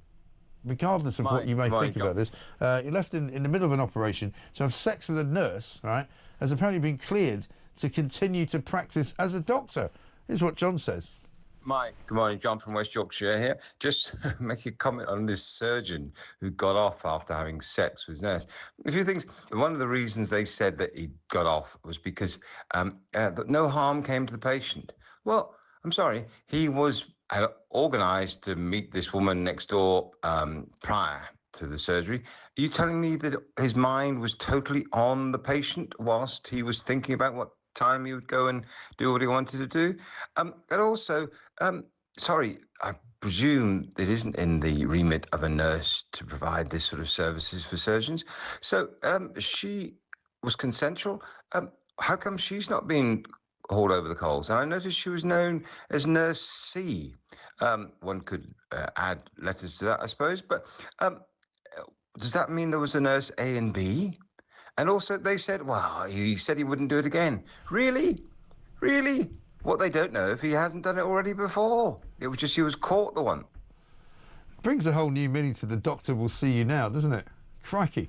It's an extraordinary story. Dr. Suhail Anjum, this guy, is 44 years old, caught in a compromising position with his a colleague who had her trousers around her knees. Sorry, it's like some kind of carry-on film. No wonder the NHS is creaking at the seams. I mean, nothing works. You know, the doctors are all having a great time, though. It's 9:23.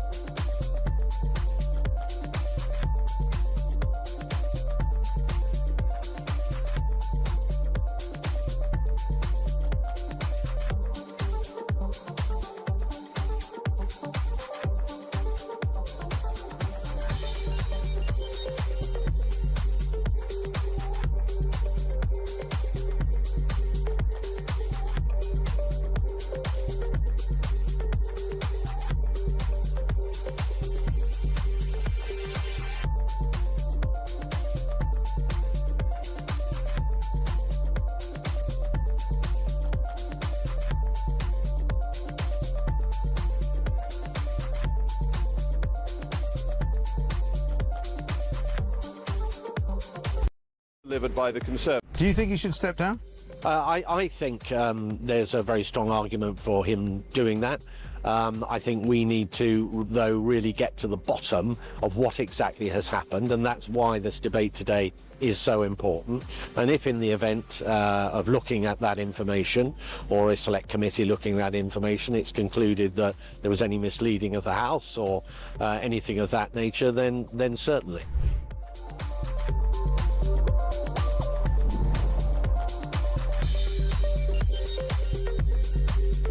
Reform in its previous guises had no policy other than leaving the European Union, which the Conservative Party delivered. So if that's what you're talking about, that was done by Boris Johnson. It was delivered by the Conservatives. So they didn't have any policies other than that of any merit at all. And Richard Tice has already said quite clearly that the manifesto they stood on in 2024 is now irrelevant. So they don't have any policies beyond all the Brexit manifestos one, which is are done by the irrelevant Tories. after an election, apart from the person who wins. Across the UK, on DAB+, on your smart speaker, on your smart TV, and on your side. This is Talk.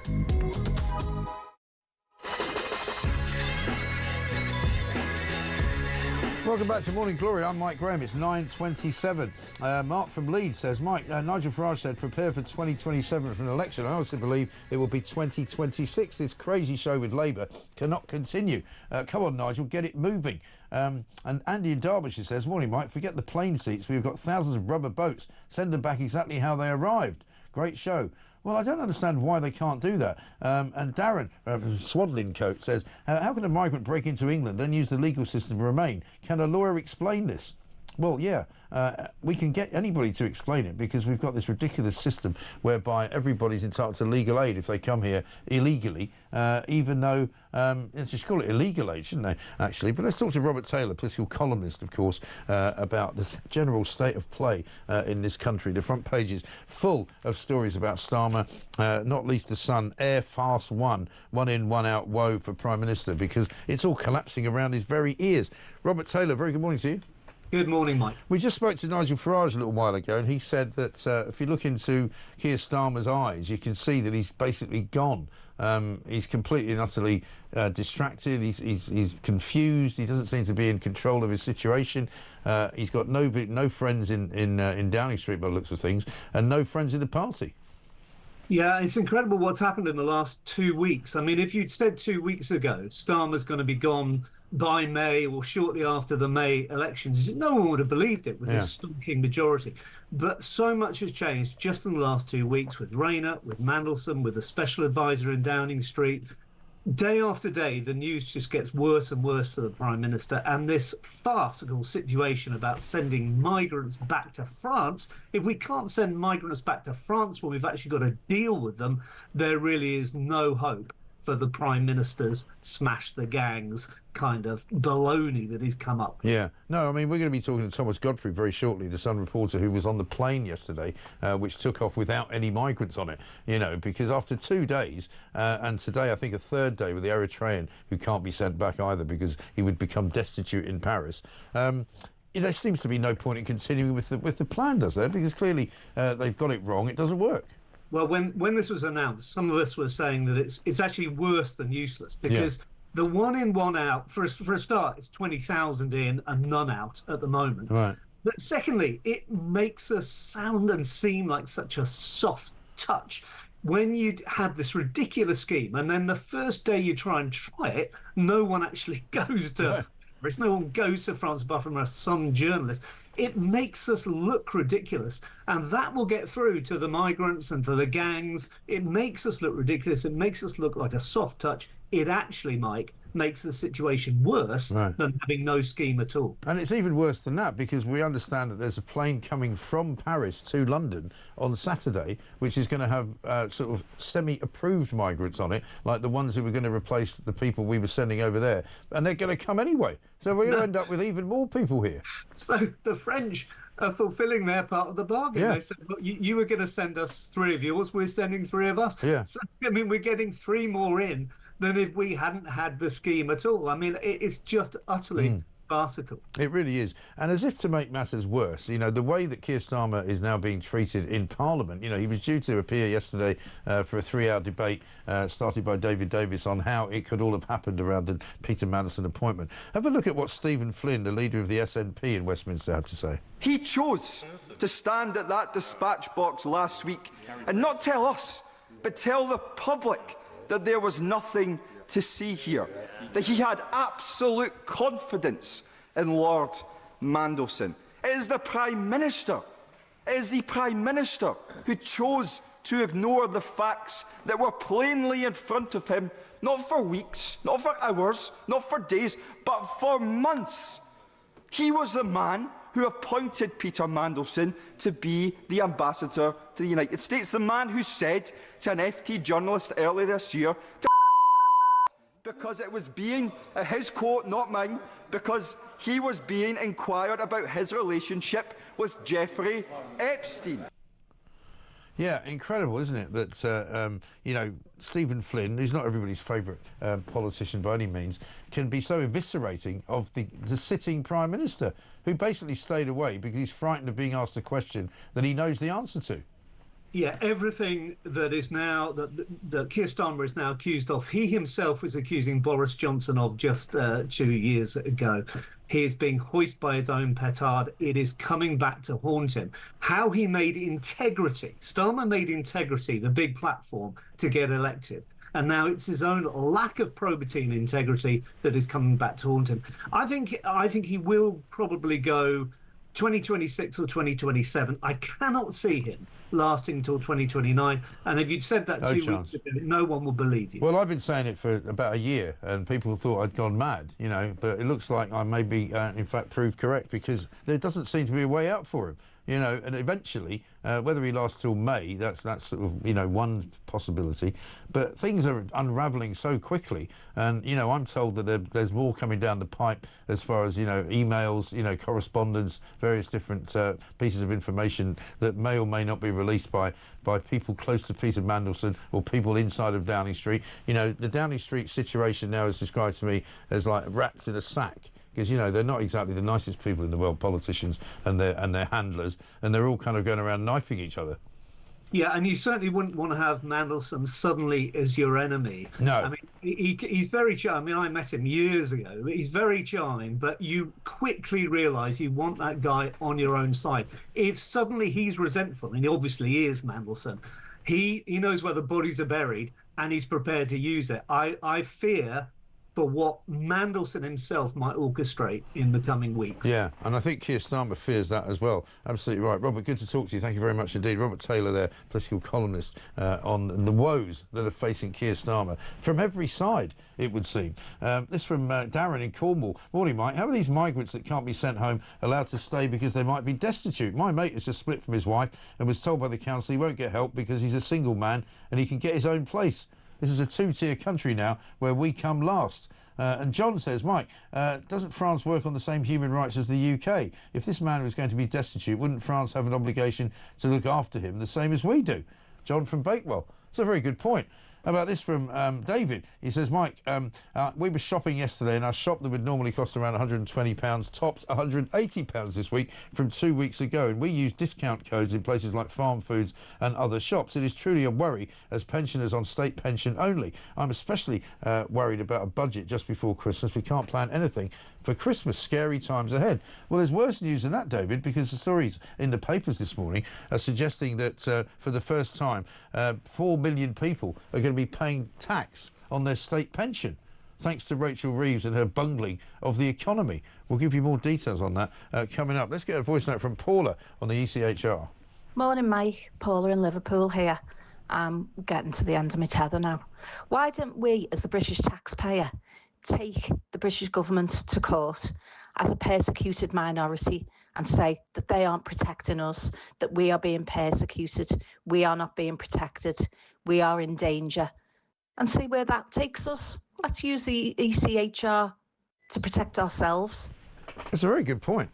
Maybe somebody will do that, because I think things will reach such a stage that people will be at the end of their tether and they'll go, look, if you're not going to pay attention to loads and loads of people, hundreds of thousands of people turning out on the streets of London to march around for freedom and to march around for the traditions of this country, then there's going to have to be other things done. And maybe the legal route is one way.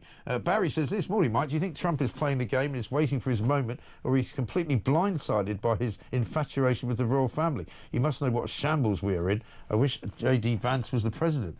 Well, Barry, maybe he will be at one point or other. This is Morning Glory, though, of course. It's coming up to 9:35. Next, we've got Thomas Godfrey, who's on the front page of The Sun this morning. He managed to get on the plane to Paris last night, and unfortunately, no migrants did. So, a nice little trip for him. We'll find out how it went. This is Talk.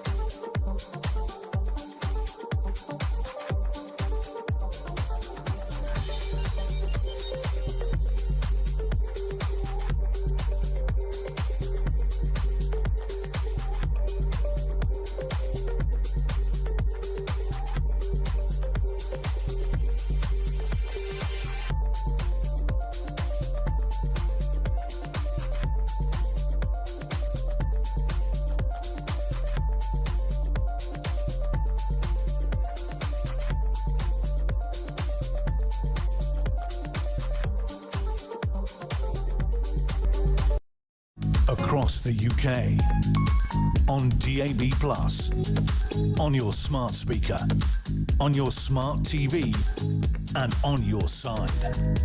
This is Talk.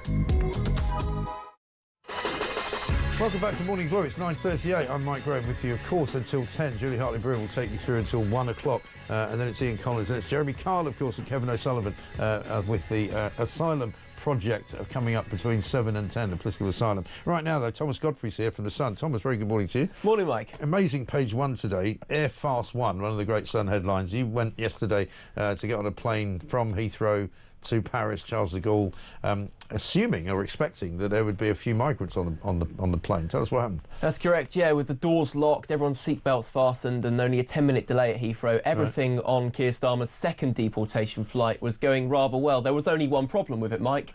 There were no migrants on board. For the second day in a row, the flagship one-in, one-out scheme has been scuppered by lawyers, campaign groups, a pressure offensive actually against Air France itself. And it seems that at the 11th hour yesterday, with empty pairs of seats dotted around this Air France flight to Charles de Gaulle, absolutely no deportations were taking place, and that became very clear within about 15 seconds of actually getting on the airplane. So once you got on the plane, there weren't people actually on the plane that then got taken off. They didn't actually get to the plane. Well, they didn't get to Heathrow. This didn't even begin. This process didn't start. There were simply just rows of empty seats. I think there's a picture in the paper today of some of the rows of empty seats after the doors had locked. Obviously, then people moved around to give themselves some more space. But it seems these seats were bought and paid for by the Home Office. They had told asylum seekers at the Harmondsworth Removal Centre, which is near Heathrow, they had told them, you will be deported on this day, on this plane, at this time. Because they'd written to them all, hadn't they? They'd written to them. Over the weekend, they'd written to a number, it's at least two, to tell them you'll be accompanied by a Border Force officer, you'll be taken back to Paris and put into an emergency accommodation in a hotel in the Parisian suburbs. And it just didn't happen. And now we learned last night that this scheme has been dealt a further blow because it seems at least 7 migrants, including a 25-year-old Eritrean man, are planning to challenge their deportation at the High Court. And so far, 1 success rate yesterday afternoon in blocking a flight that was meant to go out this afternoon. And so, I mean, one question, or a lot of questions really, but one question, for example, once these migrants get the letter from the Home Office saying you're going to be deported, how do they get hold of a lawyer from that point? Well, as part of a ruling, if you remember 2 years ago, when the Rwanda scheme under the previous Conservative government was kiboshed, part of that ruling was that the Home Office have to give generous amounts of time for migrants and asylum seekers facing deportation to find legal representation and take legal advice. It's a right they have. It's something they're entitled to, and it means they can't just be forced onto a plane. You can't just put people on a plane and take them before they've had the chance to go through the court process. The problem is that once they start that court process, and we saw it in a very expedited fashion yesterday because there was an imminent risk to this Eritrean man that he would be flown home. Once you start that court process, with the asylum backlog we have of 110,000 or so new applications last year, loads of cases in the courts already, in the tribunals, it can take years to get a final decision on just a single outcome, let alone thousands upon thousands upon thousands. And if you think the scale of people who would be going back under this one-in, one-out scheme, there was 155 detained in Dover at the start of last month. If all of them make applications, we might not get a single person on a plane for months, unless someone is willing to go back to France. And simply, if you're an asylum seeker, why would you want to go back to France, having paid thousands to an evil people smuggling gang just to get to Britain because of the pull factors we offer? You might also want to wait until the Home Office actually offers you money to go, like they've done in the past, where they've often made people sort of 3,000 or 4,000 quid just to go back to where they came from. But I mean, your piece this morning says more than 9,900 dinghy migrants have arrived since the deal was unveiled back in July. So, I mean, you're talking about, you know, nearly 10,000 people versus about 100 even if it was successful, leaving and then bringing another 100 back in. Exactly. So it's a completely mad policy. Well, it won't drive the numbers of asylum claims down. No. It won't drive the number of boat crossings down. This is supposed to be a deterrent. But it won't reduce the numbers here. No, correct. But this is supposed to be a deterrent. But, Mike, there is no deterrent if you can't deport anyone. Right. There is no deterrent if people look at the scheme as it was announced with great fanfare at the start of July with Keir Starmer and Emmanuel Macron called it. virtually sort of arm in arm Yeah. talking about how this would be brilliant, this would be hugely successful. But if you can't actually follow through with it, if you can't deliver on your promises, then why would anyone be deterred from trying to come here? Right. And you're right. 100 people detained versus 10,000 coming in. I mean, the numbers don't add up. No. It's very simple. The numbers don't add up. And unless we can immediately prove that this is a viable scheme, and that means fighting these claims through the courts, or, as a lot of people have pointed out, changing how we apply some of the law, including the ECHR, we're not going to get anywhere near the target, the idea, the goal of this scheme of preventing or driving down boat crossings. And I think the government in the last 24 hours have come to that realisation. Right. Sadly, they've come to it way too late. They have. But Liz Kendall, who's Technology Secretary now, she was on BBC Breakfast this morning. Here's what she had to say about how it's going to affect their plans. It is an interim judgment on one individual. It will not stop this really important deal from going ahead, a deal that says if you come to this country illegally, you can and you will be deported. You know, we have never claimed that that is a silver bullet to tackle all of the problems that we face with small boats and illegal migration, but it is important, and Shabana is determined to make sure that that works. She's determined to make sure that it works. She'll stop at nothing. She will leave no stone unturned. All of these phrases keep coming out of their lips, but actually nothing's happening. I mean, all of those phrases have been used for the last year now, effectively since Labour took office. And in that time, the number of boat crossings has gone up. I think we're a third higher at this point than we were last year. So there's absolutely no sign of this crisis abating. Alex Davies-Jones yesterday insisted deportations would happen as soon as possible. The problem is no one seems to know when as soon as possible is. Even the people writing the letters to asylum seekers who are in detention, who are in removal centres, the key word there being removal, they don't even know when it is, because they can't keep their promises in terms of once they've booked tickets on a flight, and we paid 650 quid for my seat on that air. That's lost money to us, right? Unless they've got a very expensive flexible ticket, which they can mess around with at the last moment to change the flights. And I imagine they've probably been doing a lot of that this week, calling up Air France and saying, please get us on another flight. That's maybe their only option at this point. But you're right. I mean, we're paying for these seats. We're paying for the escort seat as well. And then potentially we're paying for emergency accommodation. And presumably you've got to bring the escort back as well. Yep, that's very true. We can't abandon Border Force officers in France. But also the other thing, we've been talking about this already this week. There's a flight we believe coming in on Saturday from Paris to Britain, which has got migrants on it who are part of the swap scheme, even though we haven't given them anybody. So we'll be paying for that as well, presumably. Correct. Yeah, and the noises coming from the French Interior Ministry very much is that they still expect that inbound flight to Britain to run. They still expect to be sending vetted asylum seekers, people who they think and we think have a genuine claim to be in this country, whether they have family here, but people who would win an asylum case if they presented to the Home Office. Those are the ones being brought here, and the French Interior Ministry still say that flight is coming, even if we don't send anyone at all. Right. So basically we've increased the numbers of people coming here brilliantly without actually trying very hard, and we're not sending anybody out, but we're getting many more people in. And you also said to me that if we do eventually get any out into Paris and they get put into the suburbs in hotels, we also pay for the French hotels. Potentially, yeah, but also the important point is that they'll be, as they are in this country with asylum hotels, free to come and go as they please. Paris is 140 miles away from Calais. If a lot of these migrants are able to get from Eritrea, Sudan, Afghanistan to the shores of northern France, I don't think there's much stopping them from, if they have the resources for it, having another go at getting across, using a false identity, using some way to try and evade the Home Office. The French have promised that if that happens, they will take them back again. But if they can evade the system and just become another number in the many thousands who come over to Britain, then, well, I mean, they may well try. In the midst of all of this, I'm just going to read you this because we like to read out the first sort of lie of the day, as I like to call it, from Keir Starmer. He tweeted this out this morning at around about 8 o'clock. Millions of patients receiving life-saving treatments faster, families getting access to cleaner, more reliable energy, local communities and businesses seeing greater opportunities, more jobs, more growth. That's what the new UK-US tech partnership will deliver. I mean, it's like he's living in some kind of parallel universe. What's he talking about? I mean, look, Donald Trump jetted in last night to great fanfare.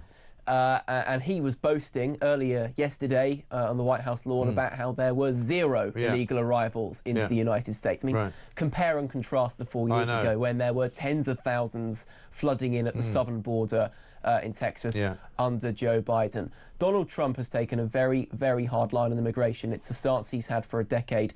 If Keir Starmer wants to ask him anything, maybe he needs to ask for tips on stopping people coming into his country illegally. He really should. That would be great. Well, it's a fantastic story, Thomas. Well done. Thank you very much indeed for popping in to see us. Let's get a voice note from Joanne. Morning, Mike. Joanne from Norfolk. So I'm getting sick to death of hearing the MPs, Starmer, saying, we will take no lessons from you, we will take no lectures from you. They never answer a question, and the Speaker never ever pulls them on it. What's his job? That is his job. They are not functioning. Government is not functioning. Parliament is not functioning. And if none of it's functioning, then they're not working for the people. And if they're not working for the people, we need somebody who does. We need a general election. We need to do it again, and we need to do it now. Yeah, I think we should get a general election on the basis that the last one was done under false pretences. I think that's very sensible. It's coming up to very nearly 10 minutes to 10. We're out of here soon. Julie Hartley-Brewer coming in. Thomas Godfrey, thanks very much indeed. We'll see you soon. This is Morning Glory.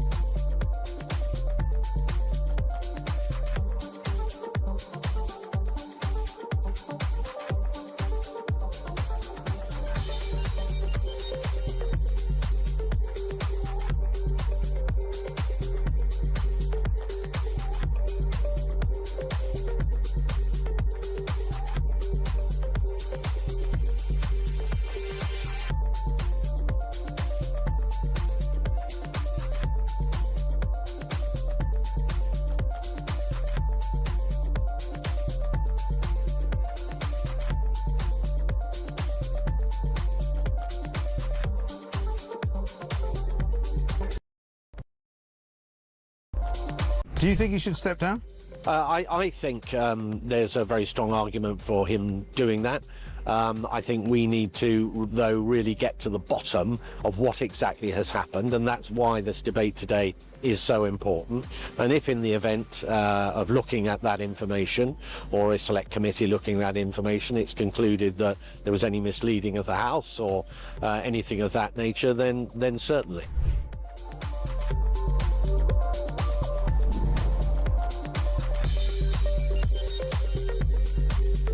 Reform in its previous guises had no policy other than leaving the European Union, which the Conservative Party delivered. So So if that's what you're talking about, that was done by Boris Johnson.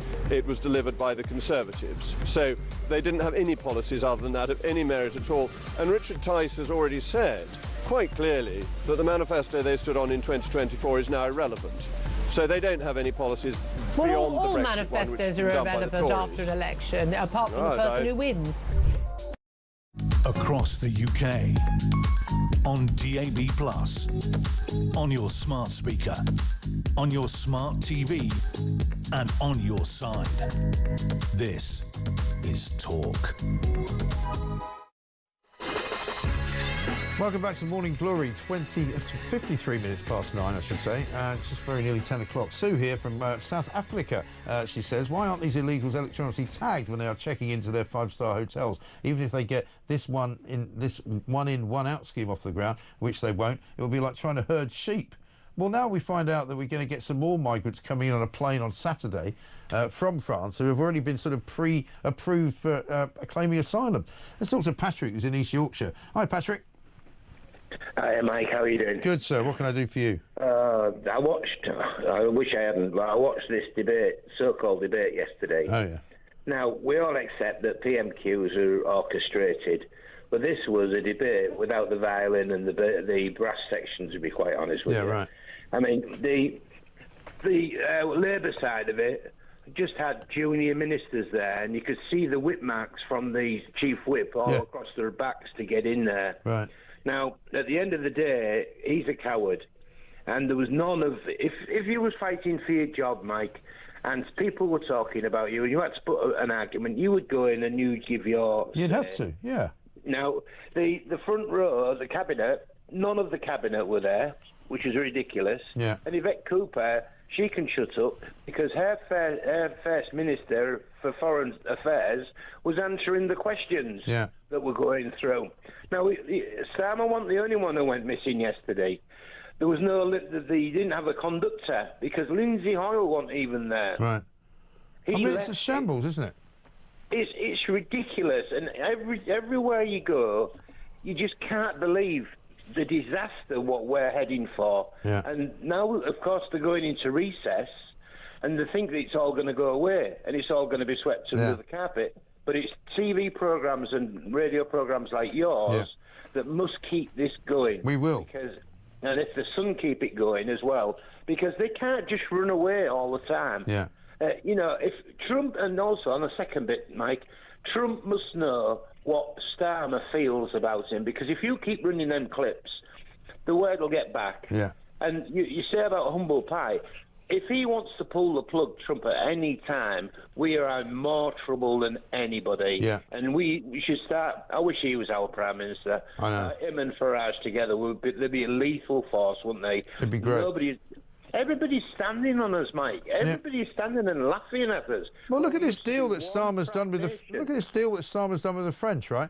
There are French lawyers actually fighting these people's deportation so that we can't send them back. We're paying for those French lawyers, by the way, because these guys are getting the French lawyers to represent them. We're paying to put them on planes that they're not going on. We're buying airline seats that they're not in, which is a waste of money. If they ever do get to Paris, we're paying for the hotels they put them in. And meantime, we're paying for them to send more people here to us so that we can put them up and pay for some more people to go in a hotel. I mean, I don't think Starmer's ever heard of the word negotiation. He's that bad at it. I mean, I'll go one step further, Mike. I say ignore them. Let the planes take off and sort it out later on. Yeah. Otherwise, you have no faith in government whatsoever if you can't get a plane to take off with 2 migrants on it, say, and land it in France. You've got no face in the face of the world. I know. It is in his eyes. He is a loss. He's a busted flush. To me, he was never, ever a good hand in the first place. No, my sentiments exactly. And great call, Patrick. Thank you very much indeed. Let's talk to Matthew, who's in Staffordshire. Hello, Matthew. Good morning, Mike. Morning. Morning. What can I do for you, sir? Yeah, I had a few observations. One is colossal waste of money for one plane to send 2 back. Surely it'd be cheaper for somebody in the Home Office to just drive them in a minibus back over the Channel Tunnel. Well, you would think so, wouldn't you? Because at the end of the day, either that or just stick him on a ferry as a passenger. You know, don't even put them in a van, for heaven's sake. Just shackle them and, tie them to the side of the railings or something. I don't know. There's so many different things they could do. But, all we seem to be doing is paying through the nose for all of it. And nothing's happening. Correct. Yeah. And I forgot the other point. One of the points was that some of the excuses they're coming back with are just incredible. The latest one is, I was forced here. I didn't want, so therefore he didn't want to come. So great, send him back. I know. Yeah, I was forced into slavery. Oh, really? Never mind. Anyway, thank you very much indeed. Matthew, how about this from Mark in Selby? Watching President Trump arrive yesterday, how fawny was Yvette Cooper when she vigorously shook his hand like a fixated stalker. Good Lord, are they duplicitous in the government or what? Yeah, because here's what Yvette Cooper said back in 2019. Julie Hartley-Brewer will remember this. Good morning. So appalled Theresa May has given this man, that's Donald Trump, a red-carpeted platform to do this. Doesn't help Britain to be lavishing pomp on a president so determined to be divisive, childish and destructive. Doesn't help US or the world to be giving him a whole load of royal photo ops to use next year. I don't think it was the Prime Minister who decided that. I just find it, look, that's her job. She's Foreign Secretary, that's protocol. They've got to do the right thing. He's the leader, the democratically elected leader of the most powerful nation on earth, our major security ally, our major economic ally. It is not up for discussion that you roll out the sodding red carpet for him if that's what he wants. Yes, and if you're a politician of any colour, keep your mouth shut. Yep. Right? You don't have to say it. You can say it privately. Sadiq Khan, obviously, coming out. The most divisive thing. Oh, my God.